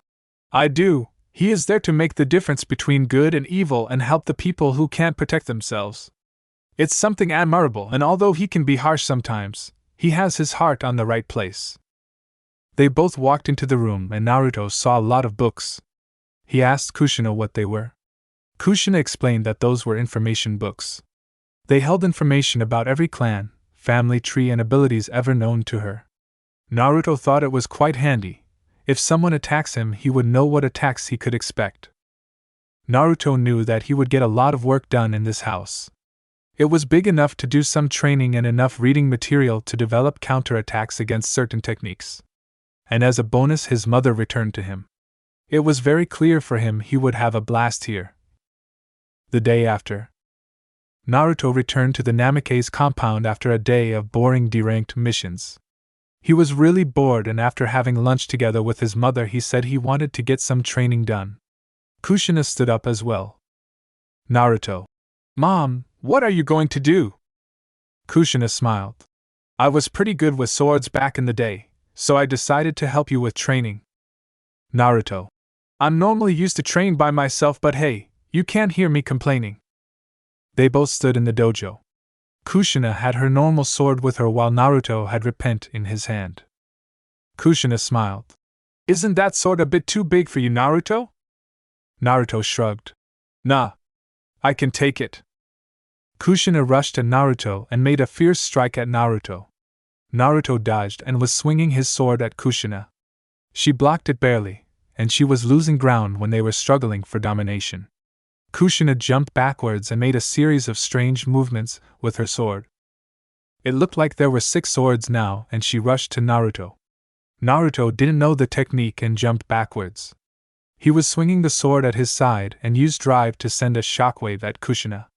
She was caught off guard and fell down. Naruto jumped with his sword raised and Kushina barely dodged it as the sword went deep into the ground. She made a hand sign and yelled fire style. Great fireball jutsu and a huge ball of fire appeared. Naruto stood ready to hit the ball away with his sword, and he did. Kushina was surprised at this since she thought he would dodge. She barely got out of the way, and she was stopped by something hard. It was Naruto. He raised his sword and it was hanging in front of her neck. Naruto. Game over, Mom. Kushina laughed. Well done, son. I never suspected you would win. I may have better luck next time. Naruto laughed as well as he removed the blade. Maybe, but who knows for sure, right? Oh, by the way, Kakashi sends his regards. Kushina chuckled. Kakashi did you walk into him again? Naruto shrugged. You can say that, he is one of my senseis. Kushina looked surprised. He's your sensei, what a coincidence. Naruto. What do you mean? Kushina. He didn't tell you. Naruto shakes his head. Kushina. Before you were gone, your father and I decided he would be your god brother. Naruto looked surprised. I see, so that's why he always kept an eye out for me when he wasn't busy for A&BU. God, I never would have guessed that my perverted sensei would be my god brother. Kushina raised an eyebrow. Perverted? Naruto. Yep, he reads his little erotic novel all the time and he doesn't care if he's alone or with other people. Even Itachi sensei says it's embarrassing. Kushina chuckled. I gotta talk to him about that. Exposing those kind of books in front of children. Who could have thought it? He was so serious when he was a child. Naruto looked surprised. Really? Kushina. Yes. At first he only thought about the rules. The death of his father made him that way. His father neglected the rules to save his comrades, but in return they turned on him along with the rest of the village. Kakashi's father committed suicide because he couldn't handle it anymore, and after that Kakashi became obsessed by rules. His friend Obito Uchiha changed that after their teammate Rin got kidnapped, and shortly after that Obito and Kakashi saved Rin, but Kakashi lost his left eye. Obito died in that fight and left Kakashi his Sharingan to replace his lost left eye. Naruto. That explains his Sharingan in his left eye. Kushina. Indeed. After that he loosened up a bit but was still serious. I would never think he would change into a pervert though. Naruto shrugged. Everyone has something in this line of work. I've seen screwed up people. I met Itachi that looks distant from people, and his younger brother, well, let's just say he thinks of himself like the ruler of the world and could destroy people by just pointing at them.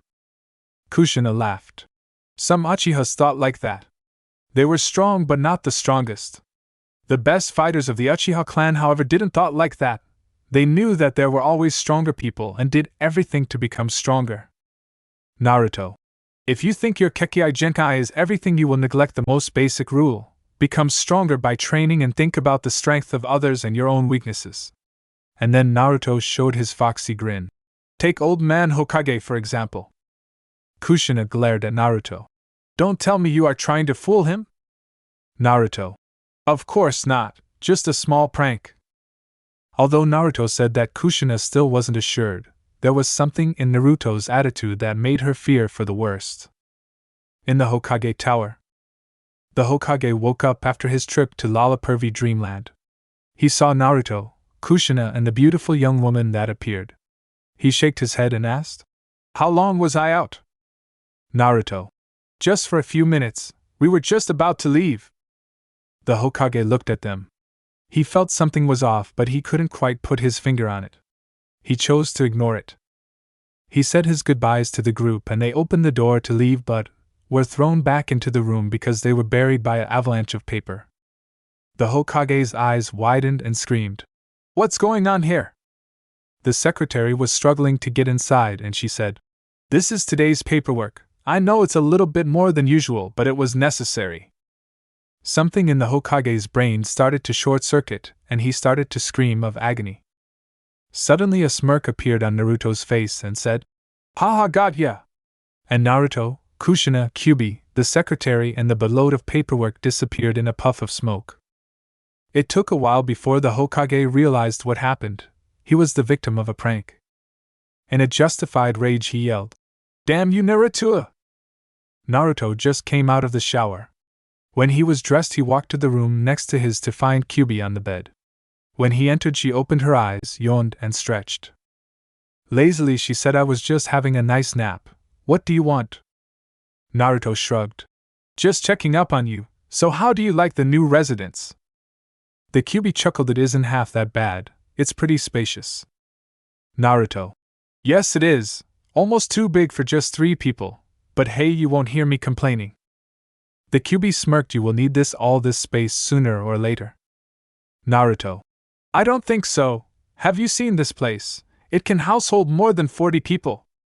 The Kyubi looked serious at Naruto. "That brings me to another important thing, and it isn't something you would like." Naruto looked strangely at Kyubi. "What is it, Q?" The Kyubi: "Sooner or later, you will need wives." Naruto's eyes bulged out. Wives? As in, more than one?" The Kyubi chuckled. "Yes, unfortunately it's one of the universal laws. When a race runs low on people, their bodies urge to reproduce. A lot. The same goes for devils. Only you, Dante, and your mother are the only devils left in this dimension, and therefore..." Naruto smirked. "You're teasing me, right? Before I became a half-devil, Dante was the only active devil, and he never had the need to settle." The Kyubi shook her head. "He is a different case. He is much older than he let you know. He knows every aspect of his body and controls the urges of his body, unlike you." Naruto's sweat dropped. "That means, but hey, what about my mother?" The Kyubi: "Well, although she is half-devil, she never awakened her true devil blood by the devil trigger, so that means her body still acts like a normal human, unlike you." Naruto started to get annoyed. "No. I refuse. I can't have multiple wives, I won't do it." The Kyubi got a serious look on her face. "Trust me if I say it's for the best. Having multiple wives isn't a shame, and it's better than the alternative." Naruto: "What alternative?" The Kyubi sighed. "Demons and devils attract mates through pheromones. If the potential mate sniffs up the pheromones, he or she would come running. If you chose to ignore this universal law of reproduction, your pheromones will go out of control. Since you're half-devil, half-human, this will cause that every female human and demon in a 3-mile radius will come running to you in a sexual frenzy, and they will simply take what they desire. I saw it happen once to a male devil and he ignored it. The poor thing couldn't walk for a damn month." Naruto's sweat dropped, and then grunted. "But what will happen if I can't get more than one wife? Not everyone would be so understanding about this whole multiple wives stuff." The Kyubi teasingly smiled. "Don't worry about that. If you get attracted to a potential wife, your body will do the rest. She wouldn't be even able to resist you." Naruto: "This is just great. First this whole thing that I am being abused by villagers, then to gain power I gain a future mate, and now this. Really, what god did I piss off to deserve this? No offense, Kyubi." Kyubi smirked. "None taken. Of course you would be pissed, but think about it from the bright side. A lot of adult men would kill someone to be in your shoes, even that perverted sensei of yours." Naruto just shrugged it off. "Oh well, guess I can't do anything about it." Then he asked, "How long will I have before those pheromone things start?" The Kyubi was thinking. "Well, hard to tell. It differs with every devil. The average is between 14 to 16 years old, so you have some time left for that to happen. The only thing you don't have time for is for talking. Don't you agree, Naruto?" Naruto looked confused, but then he looked at the clock on the wall. "Oh shit, I'm gonna be late. See you later, Q. Gotta meet up with my team. Kyubi just snorted and went back to sleep. Naruto quickly strapped his sword on his back and left the compound. 30 minutes later. Naruto was in time for the meeting, but as usual Kakashi wasn't. Everyone was just sitting while they were getting annoyed by Kakashi's sense of punctuality. Even Itachi placed a comment one time, but it didn't seem to bother Kakashi since he always seemed to be lost on the path of life. Finally he showed up and explained the mission that consisted that they had to capture a cat called Tora, again. Naruto whined. No, not that stupid cat again. This is the 4th time this month. Can't that stupid lady put a leash on that thing? Itachi muttered. I hope so. If I have to do it more than 6 times this month I will bring it back to her, piece by piece. Kakashi. Now guys, and girls, please don't hurt the objective or else we won't get paid and the village will lose an frequent client. Naruto sighed. This shit is really getting on my nerves, but oh well, let's just catch that stupid cat again so that we can return home so I can continue my training. Kakashi I smiled. Now that's the spirit, Naruto. 1 hour later. Squad 7 captured the cat, again. Because they did this mission a few times, they knew how to capture the runaway beast quickly. Naruto handed over the cat to its respective owner. Here is your cat, miss, again. The woman petted the cat. That was even worse than something Naruto could came up with when he was in a sadistic mood. Iruka was sitting in front of Squad 7 and said, Good job. Now for the next mission. We have painting fences, walking dogs, babysitting. He was interrupted when Naruto started to scream. Please no more. Please send us on a real mission. I have enough trouble staying awake as it is. Itachi sighed. The kid has spunk, I like it. The only thing I won't like is that I have the Hokage breathing down my neck when this is over. TenTen decided to support Naruto with a loud, yeah. Kakashi, he really has the attitude of his mother sometimes. This is gonna spell trouble for me and Itachi. While the Hokage chuckled, Iruka started to get annoyed and said, Who do you think you are? You're just a mere genin, which means you can only participate in D-ranked missions. Or must I explain the whole mission ranking system again? Naruto. Spare that crap for people willing to listen. Iruka. What did you say? How dare you inso, huh? When he looked at Naruto, he saw he was in a lotus position, snoring. While the Hokage, Kakashi and even Itachi started to chuckle, Iruka's face went red with justified anger and started to scream at Naruto. After 10 minutes Iruka stopped screaming because he discovered it wasn't any use at all. The Hokage smiled. Kakashi, would you like to wake Naruto up, please? I have something to tell you. Kakashi pushed Naruto a little, but it didn't work. Then Kakashi got a cruel idea. He made a few hand signs and some water appeared and splattered Naruto, who woke up pretty quick after the cold bath. Naruto grunted. You bastard, I'll make you pay for that. Kakashi I smiled. Any day, Naruto, any day. Kakashi and Naruto became pretty close after Naruto confronted him about the tight connection between Kakashi and Naruto's parents. The Hokage interrupted the two. Now to get serious. I heard that you want to have a higher mission and I decided to give you one. Naruto and Itachi smirked while TenTen and Ino let out a little cheer. Kakashi just I smiled and said, What does the mission entail? The Hokage. You will escort a man to the land of waves. He is a bridge builder and you will protect him until he finishes his bridge. The Hokage gave a signal to let the client in and soon he walked through the door, holding a bottle of sake. The man said, Hi, my name is Tazuna and I am a master bridge builder. What? They are sending brats now? How are they able to protect me on my journey? Especially that blonde guy with the stupid look on his face. Suddenly everyone felt the wind while Naruto was holding his katana. And then without a warning the bottle of sake fell apart. It did not break, it just slided apart in pieces. Naruto said with a deep dark voice, I am quite capable and sometimes I have a short fuse, so I advise you to never talk about me or any of my companions like that again, or else you will lose more than your booze. Got it? Tazuna with eyes big of fear, and the Hokage spoke again with a sigh. Then I would only like to say two things. First of all, you will be accompanied by another student, Sasuke Uchiha. This little bit of information had various effects on everyone. Itachi and Kakashi let out a huge sigh. Sure, Itachi was Sasuke's older brother, but he had such a big ego. TenTen and Naruto cursed under their breath, and only Ino let out a little hooray in her mind. The Hokage smiled. He knew Sasuke wasn't popular in the village except with his fangirls. He only hoped that Naruto would get along with him since he heard what he did to Sasuke on the academy. He continued, "And second thing is to end this conversation. You will return to your homes and pack for the journey and equip yourselves. Now dismissed."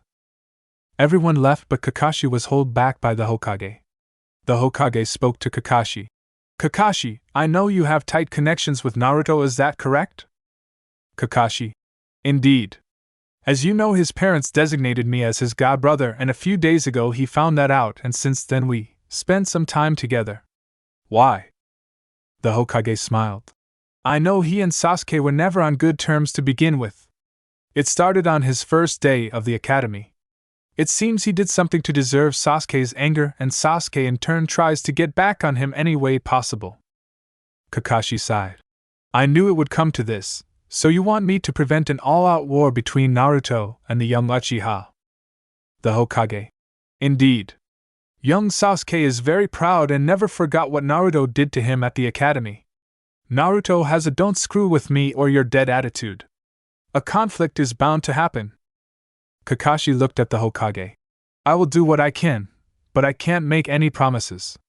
Sasuke let his ego grow so big that it will blow up right in his own face, sooner or later. By the way, he can better learn that through Naruto than with an enemy that wants him dead." The Hokage sighed. The huge ego was the problem of young Sasuke Uchiha. He knew it just as much as Itachi did. The Hokage said, "I know, but if he pushes Naruto too far, I don't know what's worse, an bloodthirsty enemy or an pissed off Naruto." Kakashi sighed. "Fine, I will watch those two, but don't get your hopes up. Sasuke might have some bruises when he returns." And then Kakashi left. 1 hour later. Sasuke was the first one that waited at the gate. Shortly after that, Ino appeared, who immediately started to annoy Sasuke about a date, who responded the way he usually did. He ignored it while he was brooding. Then Itachi and Tazuna appeared. TenTen and Naruto also appeared at the same time. He met her when he went to the gate after he made a quick stop at his residence to return Kyubi to her place. Sasuke snorted when he saw Naruto but didn't make any comments. 10 minutes later, Kakashi walked to the group while he was reading his little orange book. Kakashi looked up. "I see everyone is here, then let's start walking." After a few minutes they started their mission. Sasuke went to the back of the group where Itachi was. Sasuke: "Hey bro?" Itachi looked at Sasuke. "What is it?" Sasuke: "What do you know about that Naruto kid?" Itachi shrugged. "He seems nice enough. He has a clear head and seems strong, although he has a short fuse sometimes. He sure likes to train a lot." Sasuke: "Of course, but he would still have no chance in front of the Sharingan, right?" Itachi stopped and looked at his younger brother and calmly said, "Sasuke, the Sharingan is as strong as its wielder. It can be a strong weapon, but it doesn't mean it makes the bearer invincible. There are powers in the world far stronger than the Sharingan. Just think about the Rinnegan, the so-called founders of ninjutsu." Sasuke sighed. His older brother always liked to remember Sasuke that the Sharingan isn't an almighty weapon. But because of the Sharingan, the Uchiha clan got its mighty name, and has played a big part in the history of Konoha and all shinobi nations. Sasuke wanted to know more about Naruto. There was something strange about him, and not just because he kicked his ass back at the academy. Yes, it was true, his ass was kicked. He asked through about him. "Isn't there really anything you can't tell about him?" Itachi shook his head. "No, I only heard his hobbies and his dreams for the future, but for the rest he is pretty isolated. It seems he likes to spend his time with his teammate TenTen, but normally she is doing the talking. He doesn't like to talk about himself in any way, and even for Kakashi, who spends a lot of time with him, his personal feelings towards everything and anyone is still a mystery yet to be solved." Sasuke decided to drop the matter since his brother didn't seem to know more or doesn't want to let out more. Eventually the group walked and saw a puddle of water. "Naruto water?" but it hasn't rained for days. This is really pathetic, even for Chunin. He watched over the group. Tazuna, TenTen, Ino and Sasuke doesn't seem to notice, but Kakashi and Itachi seem to know about it. Naruto suddenly let out a small cough, catching Kakashi and Itachi's attention. He looked at them and Itachi blinked 2 times. Naruto gave a barely visible nod. It seems the 2 Jonin want to wait and see what happens. When they were a few feet from the puddle, 2 ninja came out of it. They were connected with their gauntlets by a chain. They rushed towards Kakashi, who was torn apart by the sharp chain. Itachi got in a defensive position and yelled, "Genin, protect Tazuna!" He turned to the 2 ninja. "Who are you? What do you want?" They chuckled. "We came for the old man. Leave now and you will get to live." Itachi wanted to place a remark, but suddenly he was tackled by Naruto. He felt something flying over him. It were hell prides, and they suddenly killed the 2 ninja. Kakashi suddenly came out of the bushes. Ino was surprised. "Kakashi, I thought you were dead." Kakashi answered, "Looks can be deceiving. Protect Tazuna. These things are dangerous." Ino looked at the place Kakashi was killed and saw a log that was turned to shreds. Itachi was back on his feet. "Thanks, Naruto. I didn't notice them so quickly. Normally the atmosphere changes a little when these things appear." Naruto got repent off his back and smirked. "Don't mention it, and you're right, so that means they spawned a little bit away from this place, which means they were summoned." Itachi looked at Naruto. "Summoned?" Naruto: "I'll tell you the details after this. First we have to kill these little bastards." Itachi shook his head and wanted to say that Naruto should stay back, but Kakashi interrupted. "Let him be, Itachi. You couldn't stop him anyway, and he is quite capable to handle these things. Let's go." And with that the trio attacked. Both Itachi and Kakashi were doing pretty good, although they only had a kunai. Naruto rushed at him with repent and started chopping away at some hell prides. Then suddenly he was surrounded. He smirked, and his sword started to glow red, and he smashed it on the ground. All of the hell prides were thrown into the air because of the impact. Naruto jumped up while he placed repent on his back. He got out Yamato, and although it didn't seem like he moved, all of the hell prides were gushing out blood. But no matter how much they killed, their numbers kept increasing. Kakashi: "Darn it, is there no end to these things?" Naruto: "It seems not, and that means that there is a higher demon nearby. We gotta kill it before we are overwhelmed with hell prides." Itachi: "Any bright ideas?" Naruto smirked. "Like I said, kill the higher demon and the hell prides will disappear. Kakashi, can you handle these little bastards together with the others so that I and Itachi can take care of the higher demon?" Kakashi just sliced the demon in half and gave Naruto a thumb up indicating he would manage. Naruto gave Itachi a quick nod and they left to the place the hell prides came from. After 2 minutes they saw the demon. He looked human. He noticed Naruto and Itachi and turned around. He wore a black cloak. He was bald, but his face was decorated with a large beard. You could surely doubt he was demon, if he didn't had those red eyes. The demon had a soft voice and he spoke. "So, you two were able to find this place and were able to reach it alive. Impressive." Naruto faked like he was hurt. "You really thought those hell prides could kill us?" "I'm hurt." The demon looked at Naruto and said, "You dare to mock me, human? I will show you what a real demon can do." He screamed as dark smoke enveloped his body. Eventually it dissipated and revealed the demon's real form. It had gray armor and large curved horns. Its eyes glowed red. Instead of 2 arms he had 4 with the lower ending in scythes. The demon shouted, "Now do you see my glorious power?" Naruto just cocked his eyebrow. "Glorious? More like ugly, and that smell, damn, that smell can knock an opponent off his feet." The demon seemed to be shocked by the mockery while Itachi whispered in his ear, "Would you like to get us both killed?" Naruto just ignored him while the demon was screaming, "You insolent human! You shall die!" And the demon attacked. Both Naruto and Itachi dodged his rush. The demon quickly went after Naruto, but he didn't suspect Naruto would turn his dodge into an attack. Naruto grabbed repent and quickly cut off the demon's lower arm with the scythe on it. The demon screamed in pain and in a blind rage he attacked Naruto again. quickly simply dodged the attack, and before the demon knew it, the other arm was cut off, leaving the demon with just 2 normal arms. Naruto smirked.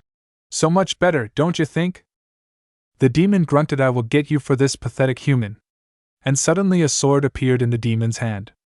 He ran towards Naruto and slashed. Naruto blocked it, and he and the demon were fighting for dominance. Naruto was pushed back a little, but suddenly the demon stopped fighting and collapsed. Naruto looked at the reason why the demon collapsed and saw Itachi. Itachi, if you are fighting 2 opponents, be sure you won't get blindsided, demon. The demon smirked, this is far from over. My master will avenge me. You can count on that, haha, and with that the body turned to dust. All the hell prides disappeared and the dust began to act strange. It came together and took the form of something. When it was done, there was a scythe laying on the place where the demon died. Naruto cocked his eyebrow. And devil arm? Itachi looked at Naruto. Devil arm? Naruto explained.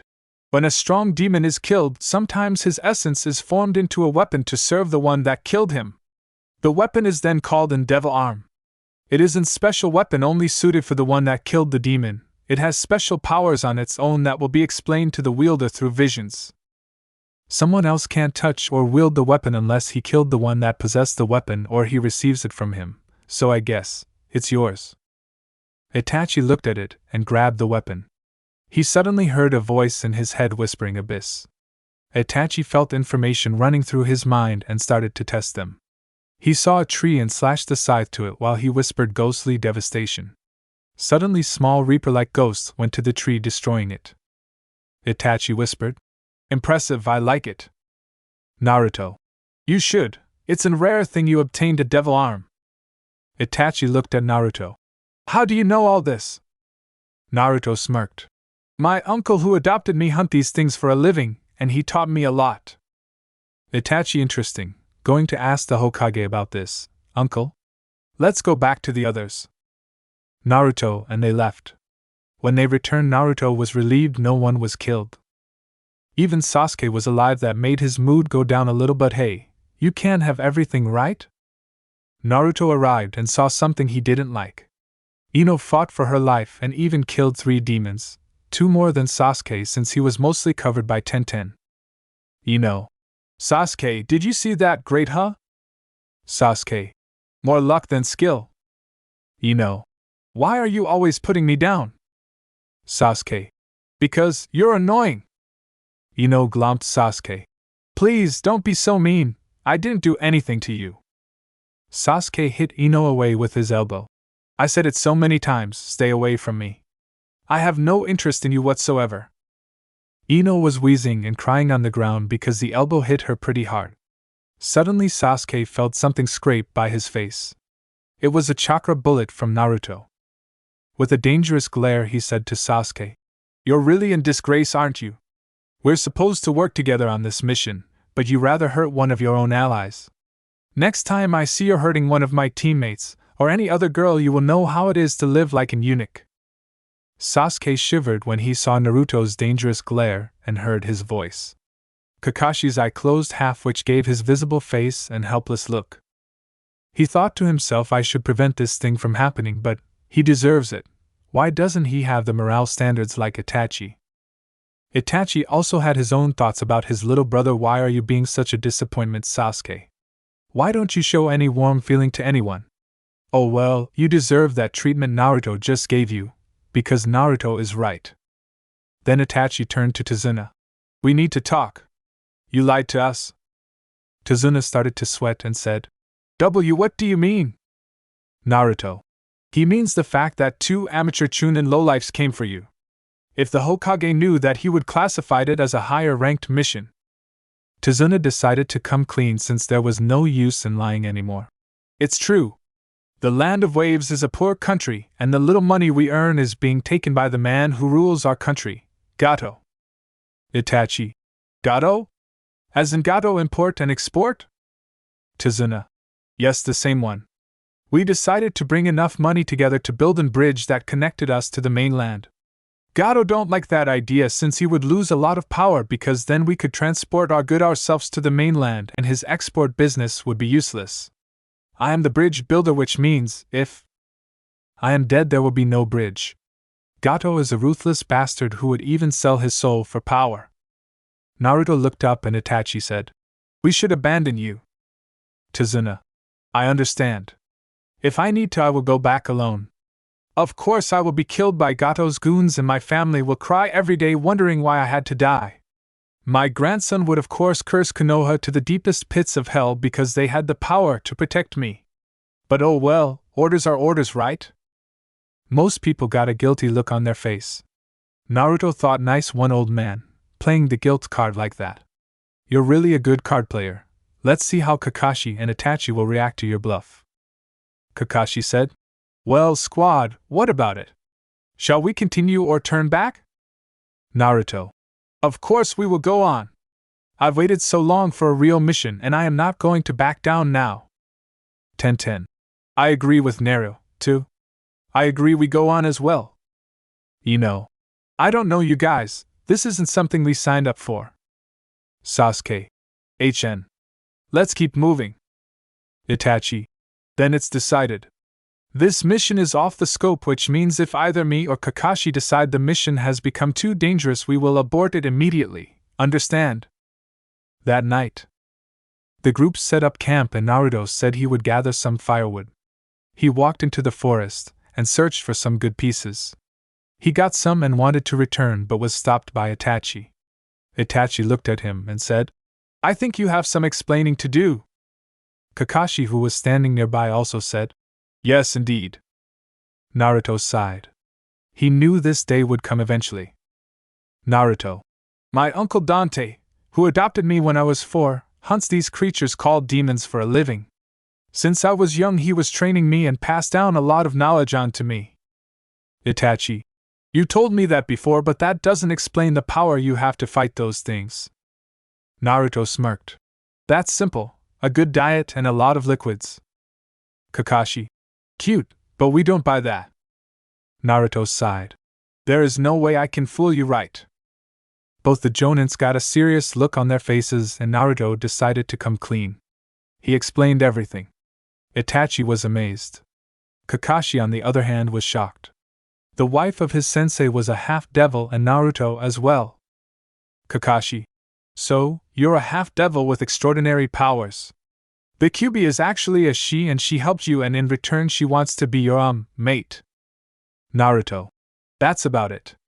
Of course this is supposed to be a secret, and I discussed it with the Hokage already that if I have to use my devil trigger on this mission that we could explain it as in Kekaigenkai. Itachi. That would be a plausible explanation. That way no one suspects anything about your heritage. Naruto. Right. Now let's go back to the others before they start to suspect something. The 3 people returned to their camp. Sasuke gave them a suspicious glare but didn't ask anything because he knew either Itachi and Kakashi would answer and Naruto would only give stupid or sarcastic remarks.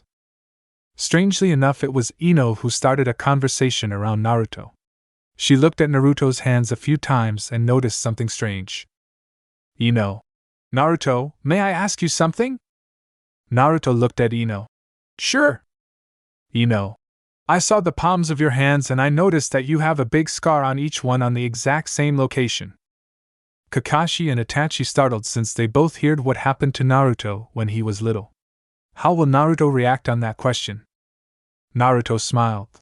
I can tell you guys, I wasn't popular enough when I was a kid and some Jonins thought it would be nice to crucify a defenseless child of 4 years old. Ino, TenTen and even Sasuke looked shocked at Naruto and TenTen cried out. That's terrible. Sasuke. Humph. Just a story to make yourself look important. Ino. Shut up, Sasuke. Before Sasuke could respond, Itachi came into the conversation. It is true. Naruto was an orphan and was abused, beaten and tortured a lot. Of course the Hokage tried to stop it, but he can't see everything. One day his uncle came to the village by chance and saw a boy who was crucified after he was abused.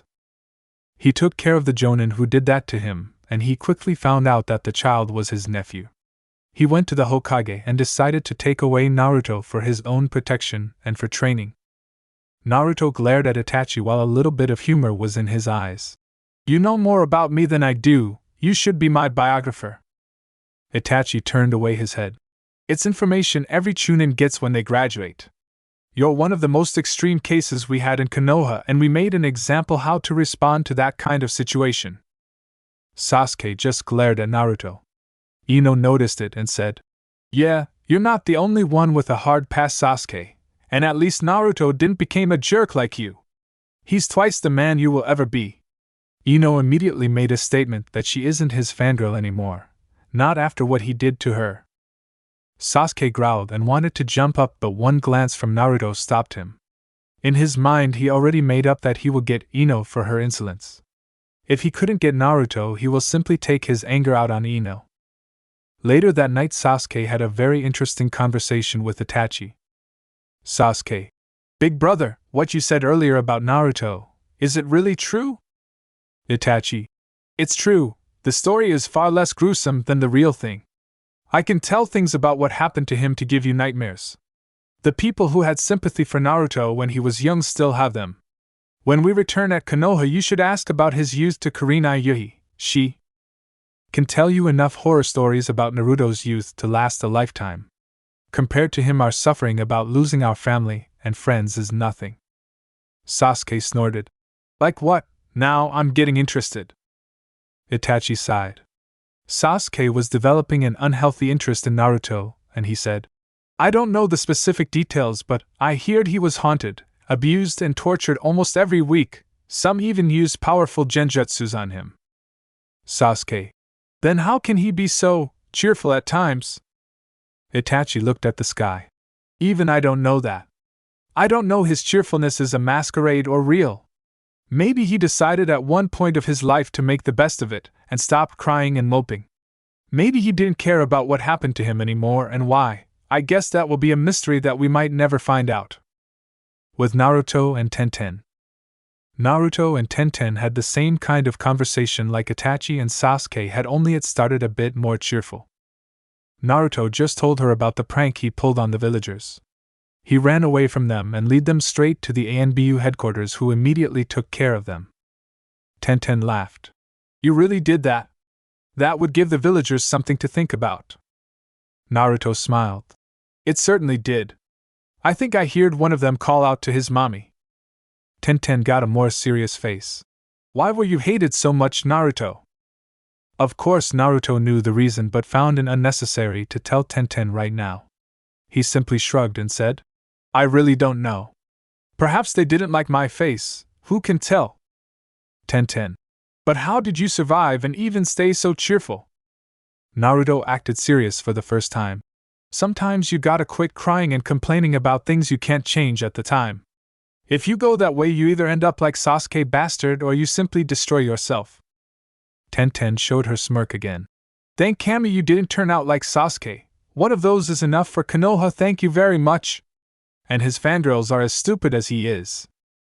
Naruto smiled as well. That's one of the few things I thank Kami for, and for the fact you're not one of his fangirls. You're the only girl I can chill with. Suddenly they stopped talking when Ino came to sit by them.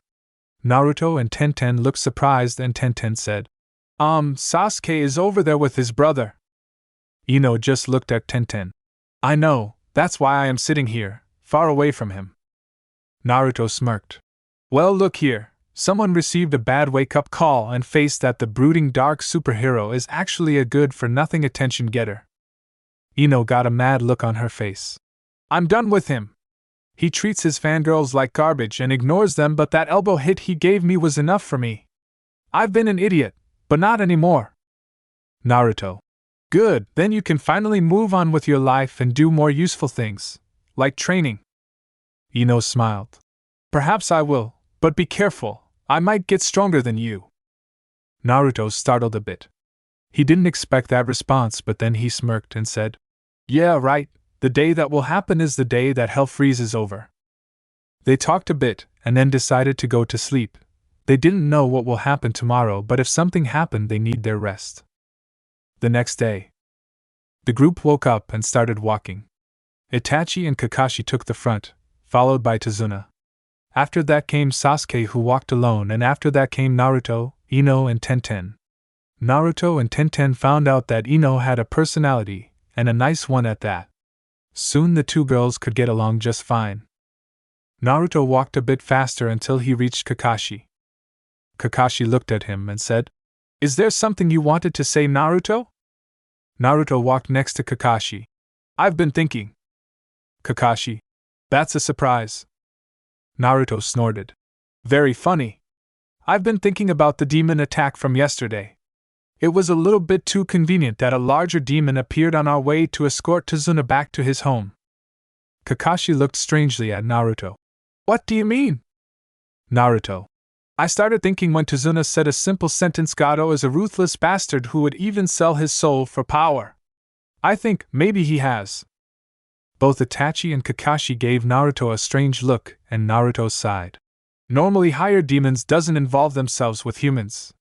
But sometimes a higher demon can be tempted to offer his services to humans for a payment. Unfortunately for the summoner, demons doesn't accept money, rather their soul. Itachi, it could be a possibility. It is strange that stronger demon appeared at that location. So it's also possible that we meet more demons along the way. Naruto, indeed, I just want to find out how strong that demon is.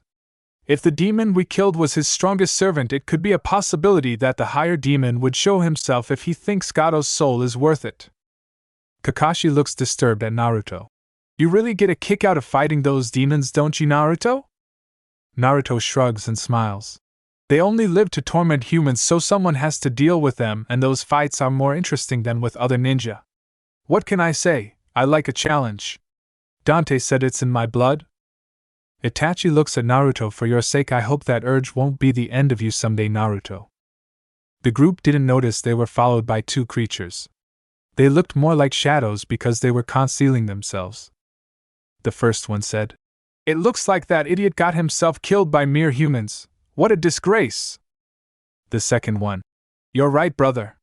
He always had a big mouth about his abilities. I'm glad they killed him so that we don't have to hear him bragging about how strong he was." The first one said, "They all look pretty pathetic except that blonde one. I don't know, but there is something different about him." The second one said, "You're right. He looks the most capable of them.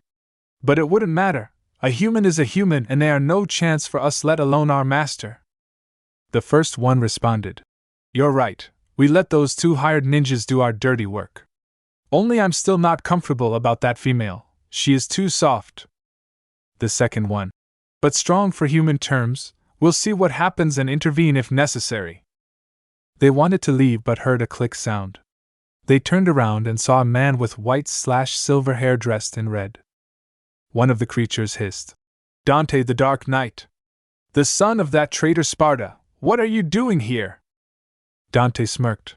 "I've been here quite some time now and heard your annoying conversation. You know I really hate Siamese demons, they're annoying. So, who are you working for and what is he planning?" The second creature hissed, "We won't tell you, our master will kill us." Dante shrugged and calmly said, "Perhaps, but if you won't tell me you die anyway, and on top of that, it would be much more painful." The creatures looked at Dante with eyes filled of hate and a little bit of despair. They both heard the rumors what happened with demons who wouldn't tell anything to Dante, a fate even worse than the lowest circle of hell. They remained silent for a while and Dante said, tick, tock, time is running out, you boys, so what's it gonna be? Are you two gonna spill the beans or are we gonna play the demon anatomy game?" One of the demons looked scared and said, "Please not that, we'll tell you anything." Dante got an icy glare in his eyes and said, "Then start talking." The demons told him everything. About that Gato summoned their master from the demon realm. That Gato would give his soul for wealth and power, and that the demons would do anything to prevent that the bridge would be built. They even told their master's name and abilities. Dante smirked. "Well done, that wasn't so hard, was it?" One of the demons said, "Can you remove your guns, please?" Dante's smirk became even wider. "No. I didn't say I would let you guys live." The eyes of the demons widened. "What? You lying bastard!" Dante made an insulted face. "I didn't lie. I never said I would spare you guys if you spilled your guts. But I'll make it up to you, you guys will die quick and won't feel a thing." The two demons lunged at Dante in a pathetic attempt to save their lives. Dante smiled and said, "Jackpot," and he pulled the trigger and left two demons dead on the ground. With the group. The group was traveling by a small, simple boat. It didn't have an engine so that they wouldn't get noticed. The fact there was a thick mist helped in that department. Tazuna explained the situation the land of waves was in and how the people lived. The boat reached shore and the group disembarked. The group obviously heard something in the bushes. They looked at it intensively, and soon a rabbit came out of it. Its fur was as white as snow and was looking at the group. Kakashi was thinking, a rabbit? But why is its fur white? They only get that in the winter when there isn't much sun, which means it was raised in a dark place. Something's wrong here. He suddenly said, "Get down!" Everyone went to the ground except Naruto, who just sidestepped. A huge blade was spinning in midair and ended in a nearby tree. The next second someone was standing on the blade. The man looked scary, although only his eyes were visible because the lower part of his face was covered with bandages. The man said, "I see why the two demon brothers of the mist couldn't finish the bridge builder off. Who would have thought that he would be escorted by two of Konoha's finest, Kakashi Hatake, the copy ninja, and Itachi Uchiha, the dark menace?" The two Jonins looked up and Itachi said, "Zabuza Momochi, the demon of the hidden mist." Zabuza: "I'm honored, you know my name. The only thing that I find disrespectful is that you two brought along those pathetic excuses for ninja." Sasuke was strangely enough shaking and was thinking, "I've never felt so much killing intent before. This suspense is killing me, Jonin fighting to survive." Kakashi noticed Sasuke's shaking and I smiled while he said, "Don't worry, Sasuke, I never let my team down." Although Sasuke was shaking, the words of Zabuza had another effect on Naruto. He was pissed off. Naruto said, "Hey, no brows, why don't you find out how much of a sorry excuse for a ninja I am? And what's that big sword for? Are you compensating for something?" Zabuza glared at the young blonde. "Shut up when grown-ups are talking, brat. I won't get worked up or insulted by a genin brat who is playing ninja." Naruto smirked. "Why not? Because you can't think of a good comeback, or just because you're plain stupid? You don't have much working for you. I can see that already." Zabuza was growling while Kakashi and Itachi made an helpless expression. Kakashi was thinking, "Naruto, why do you always have to be the nail on someone's coffin?" Itachi was thinking something similar. "It's just like with that demon. But this isn't a simple demon, Naruto, and I don't know if you can handle your first human kill yet." Suddenly Zabuza was laughing. "You've got guts, kid, I'll hand you that. You know what? If Kakashi and Itachi stay out of it, I'll consider if you'll be my warm-up." Naruto was stretching his limbs like he was getting prepared for a simple sparring match, and said, "Fine with me, but I think I'll be more than just a simple warm-up." Itachi said, "We won't allow that, Naruto, it's just two." Suddenly Kakashi raised his arm in front of Itachi and said, "We agree, but Naruto, be careful. He didn't get the title of Demon of the Hidden Mist for free, you know. Those kind of names are earned." Itachi looked surprised at Kakashi and said, "Kakashi, what do you think you're doing?" Kakashi leaned over to Itachi. "Naruto revealed his heritage last night, and I just want to see how far those abilities go. In the worst case, he gets beat up a little and we can intervene." Naruto got repent of his back and Zabuza whistled and said, "So you like swords too? I gotta say it's excellent craftsmanship, but weren't you talking about compensating for something?" Naruto shrugged. "I'm compensating for all the ugly faces around the world like yours. I chop them off and make the world a more beautiful place, unlike your meaning of compensation." A vein popped out of Zabuza's head and yelled, "Enough!" and he rushed at Naruto. Naruto thought he's pretty fast for such a big guy, and he blocked Zabuza's attack with repent. The two started a fierce sword duel. The two fighters proved that their skills with the sword was excellent. Every time Zabuza struck, Naruto blocked, and the same thing happened when Naruto struck. At one point the two swords connected and the two were in a deadlock. Naruto slowly started to slide his sword against Zabuza's so that small sparks appeared between the blades. Zabuza lost his focus on the deadlock for a part of a second and Naruto took his chance. He pushed Zabuza's sword away and kicked him in the midsection. Zabuza made a smart move and turned his body backwards so that the hit would only scamp him. The two took their distance and Zabuza said, "Not bad, brat. Your skill with a sword is impressive, but you'll need more than sword skills to win against me." He quickly put the sword on his back and made some hand signs. Itachi could clearly see with his Sharingan what he was planning. Zabuza stopped with the hand signs and said water style, water dragon jutsu. A dragon made of water appeared and rushed at Naruto. Naruto smirked and jumped high in the air. Suddenly some sort of platform made of energy appeared and Naruto jumped higher so that he was jumping over the dragon made of water, and Naruto said while he was descending at Zabuza's direction, blade of wind. Suddenly Zabuza gushed out blood when Naruto hit him. He had a huge slash wound on his chest. The eyes of Kakashi and Itachi widened. Kakashi thought a nature-type jutsu? That's way too advanced for Genin. Itachi a nature attack? He has been trained well. Zabuza looked surprised at Naruto while he was thinking that brat even wounded me. I've underestimated him. I guess I have to get more serious. I'll kill him first and then retreat in the mist so that Kakashi and Itachi can't take advantage of me in my weakened state. Zabuza said while he closed his eyes. Ninja art, hidden mist jutsu. Suddenly a thick mist appeared around the area and Zabuza laughed ominously and said, "I have to say you had a good run, brat.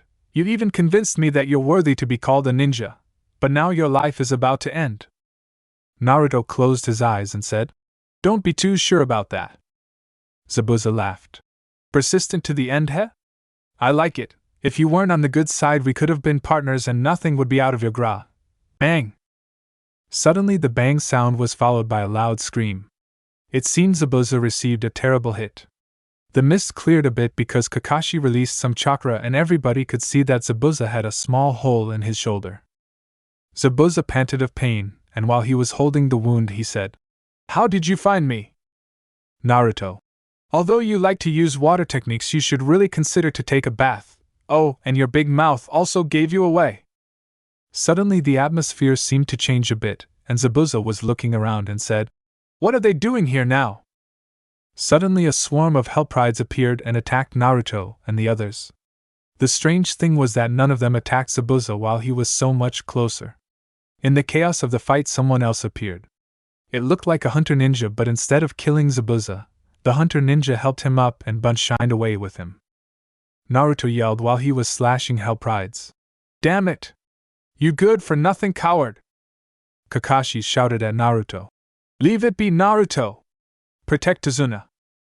Suddenly Kakashi saw something strange. Out of nowhere a scythe appeared and Itachi was slashing away at the demons. A few of them formed a group and rushed at Tazuna. Itachi whispered ghostly devastation, and ghosts shaped like reapers totally destroyed the small group of demons. The battle was short but fierce, and soon all the demons were dead. Naruto was swearing about the fact Zabuza escaped. Itachi said, "We can't do anything about the fact Zabuza escaped, Naruto, so just drop it. At least he failed at killing Tazuna." Kakashi turned to the group and said, "Oh well, let's just go to Tazuna's house so that we can rest." The group started to walk and Kakashi walked with Itachi and said, "That's an interesting weapon you used, Itachi. I've never seen you use it before and I couldn't see where you pulled it out from." Itachi, "I've just got it recently, when I defeated that demon." Naruto called it in Devil's Arm. Basically it's the essence of the demon forged into a weapon with special powers that only grant its services to the one that owns it. Kakashi, "I see, but it still doesn't explain where you store that weapon." Itachi smiled. "It's hard to explain. When you receive that weapon it's like it's giving information to you on how to use it. You can summon it at will and it disappears again when you don't need it." Kakashi, "I don't get that, Naruto. Every time we ask about this kind of things he's very mysterious about it." Itachi shrugged. "I'm sure he has his reasons for that. Maybe he is holding back information that can get us in trouble, or maybe he doesn't trust us completely, yet. That's also a good option if you consider the way Konoha treated him in the past." Kakashi, "But he trusts me, I'm sure about that one." Itachi, "Well, like I said, I'm sure he has his reasons. For example, can you imagine how ninja will react when they hear they can obtain powerful weapons by defeating powerful demons?" Kakashi nods. I'm sure the ninja will organize a massive demon hunt in the hope they will obtain such a weapon like yours. Itachi. Exactly. And there is a big chance they will be wiped out. Not everyone can defeat those higher-ranked demons. Kakashi sighed. Since Naruto came, things got much more complicated, and then to think about that mysterious Dante character. Itachi nods. He is a mystery indeed. We only heard stories from him, but no one could ever give a good description about him except white/silver hair shaped like a mop, just like Naruto's. Kakashi. Well, we know he is an evil. He fight those demons and he's quite good at it, and so is Naruto. Sometimes I really get the feeling he didn't show us his full strength yet. Itachi smiled. You're quite observant nowadays, Kakashi. Of course he didn't show us the full extent of his power. I would be surprised if he showed us half his strength. Kakashi looked surprised at Itachi. And why do you think that? Itachi shrugged. He takes things too easy when he is fighting. He always show his smirk, and even when we fought against that higher level demon he wasn't really serious. The two stopped the conversation because they finally reached Zabuza's house. The group entered and Tazuna said, Tsunami, I'm home. A woman around her 30s came down the stairs and sighed relieved and said, Father, I'm so glad you're back. I thought you would have been killed. Tazuna smiled and said, I would have been if these fine ninja didn't protect me. Tsunami bowed and said, Thank you for your kindness. Itachi bowed as well and said, You're welcome. We didn't have much of a choice. If we left your father, it would stand against all the things we believe in. Someone else came down the stairs. It was a small boy. He had a sad look in his eye, but when he saw the ninja he looked annoyed and went back upstairs. Tsunami smiled. That was my son Inari. He's a bit quiet since his father and later his friend were killed. But he will loosen up later. Later that evening during dinner, the group of Konoha, Tazuna, Tsunami and Inari were having dinner. Tazuna and Tsunami explained everything that happened in the Land of Waves, about how Gato treated the people of this land and when a hero stood up against him but was murdered in the process, breaking the spirits of almost all inhabitants. Only when they decided to build a bridge, hope started to rise again. Kakashi.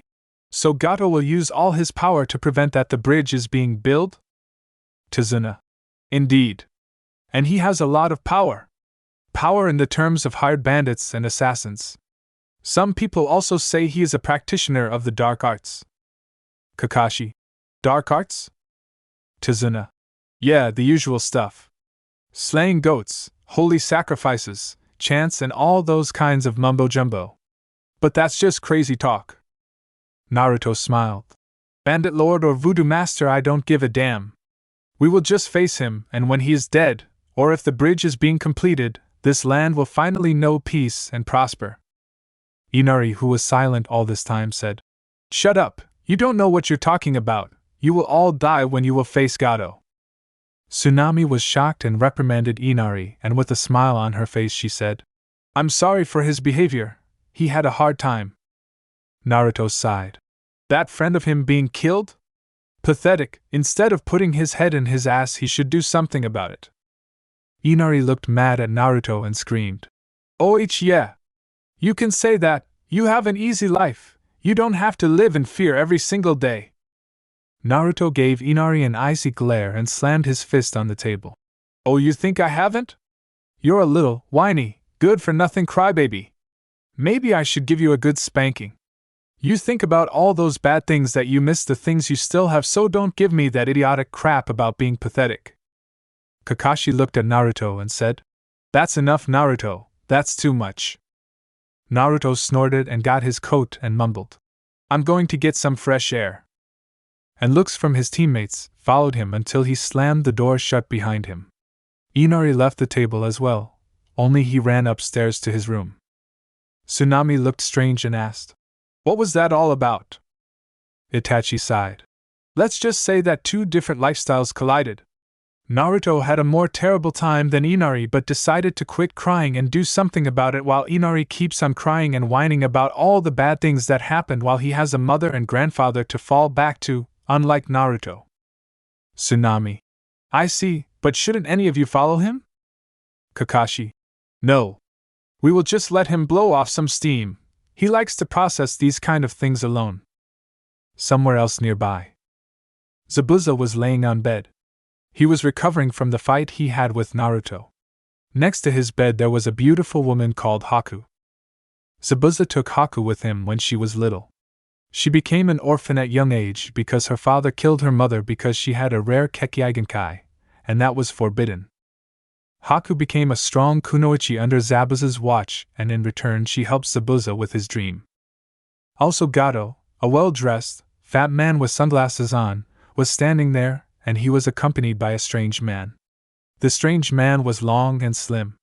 He had medium red hair and was covered in black clothes. He looked uninterested at the ninja. Gato was here to laugh at Zabuza. Ha, demon of the hidden mist! Give me a break! You thought you were almighty, but here you are, mangled like a little thug who got spanking from his daddy. Zabuza growled but decided to let it go because he could use Gato's money and said, I wouldn't be in this position if that blonde kid kept out of this. Gato's eyes widened behind the sunglasses and yelled, What? You were taken out by a freaking kid! The man who was with Gato got an interested look on his face, and with his deep voice he asked, Blonde kid? Did he had a big sword on his back? Zabuza. That's right, and he was pretty skilled with it too. Gato turned to his companion and asked, You know that stupid kid? The man looked at Gato with a disgusted look in his face. It looked like Gato's face sickened him, and he answered, Well, if I'm correct, that stupid kid was the child who was traveling with Dante, the Dark Knight. Gato. What has that to do with us? The man sighed. Dante is a warrior I wouldn't like to face. I'm sure that would be the end of me. Around 3 years ago I heard from a demon that a blonde child was traveling with him, hunting and killing my kind. At that age he was quite capable to measure himself up against even 4 hordes of lower demons, and I don't think his skills became rusty the last 3 years. Gato. I don't give a damn about what he can do. I have enough money to hire enough bandits to take out most opponents. Zabuza interrupted. No. This is my contract and I will take care of him. It won't be long before I can move again, and then I will kill everyone, including the bridge builder. Gato, and together with the man who was with him, he left. He whispered to the man, Do you think you can defeat that kid? I think Zabuza is overestimating himself, a bad ninja trait. The man smirked. Well, I heard that the child is quite capable, but he still remains human, so I think I'll play with him when the time comes. Both men had evil thoughts they kept to themselves. With Naruto. Naruto was walking in the nearby forest. He was thinking about what Inari said in his own past. He thought, darn that kid, saying that he has it tough. At least he still have his mother. The Kyubi said, but you also have your mother Naruto. Naruto, but Q, only since recently. In the past I had almost no one. No friends, no family, no one to talk to and ask why I was being hated. The Kyubi sighed, but Naruto, he's just a kid. There is no way he could know the suffering you had to endure. Naruto he should think about what he has, not what he has lost. And if he doesn't intend to protect that, he's worth nothing. Kyubi remained silent. She knew it was no use to talk to Naruto when he was like this. Naruto suddenly stopped walking. He thought he saw something white in the forest, and he focused. He saw a woman dressed in white. There was something strange about that woman. It was like she was emitting white light. She had red hair and smiled kindly to him. She turned around and made a gesture to Naruto to follow her. Naruto decided to take his chances and followed the woman into the dark woods. Chapter end. Tired of watching censored fanfics? Would you like to watch some very naughty, filled with the lemons fanfics without any censorship? I'm happy to announce that I opened Patreon page for you guys, where you could watch Naruto/Deku, 18+ stories without any censoring. Not only that, you can also see the NSFW images of characters of the fics on my Patreon, which I make by myself. So buy your preferred tier and join our community now. Link is in the description.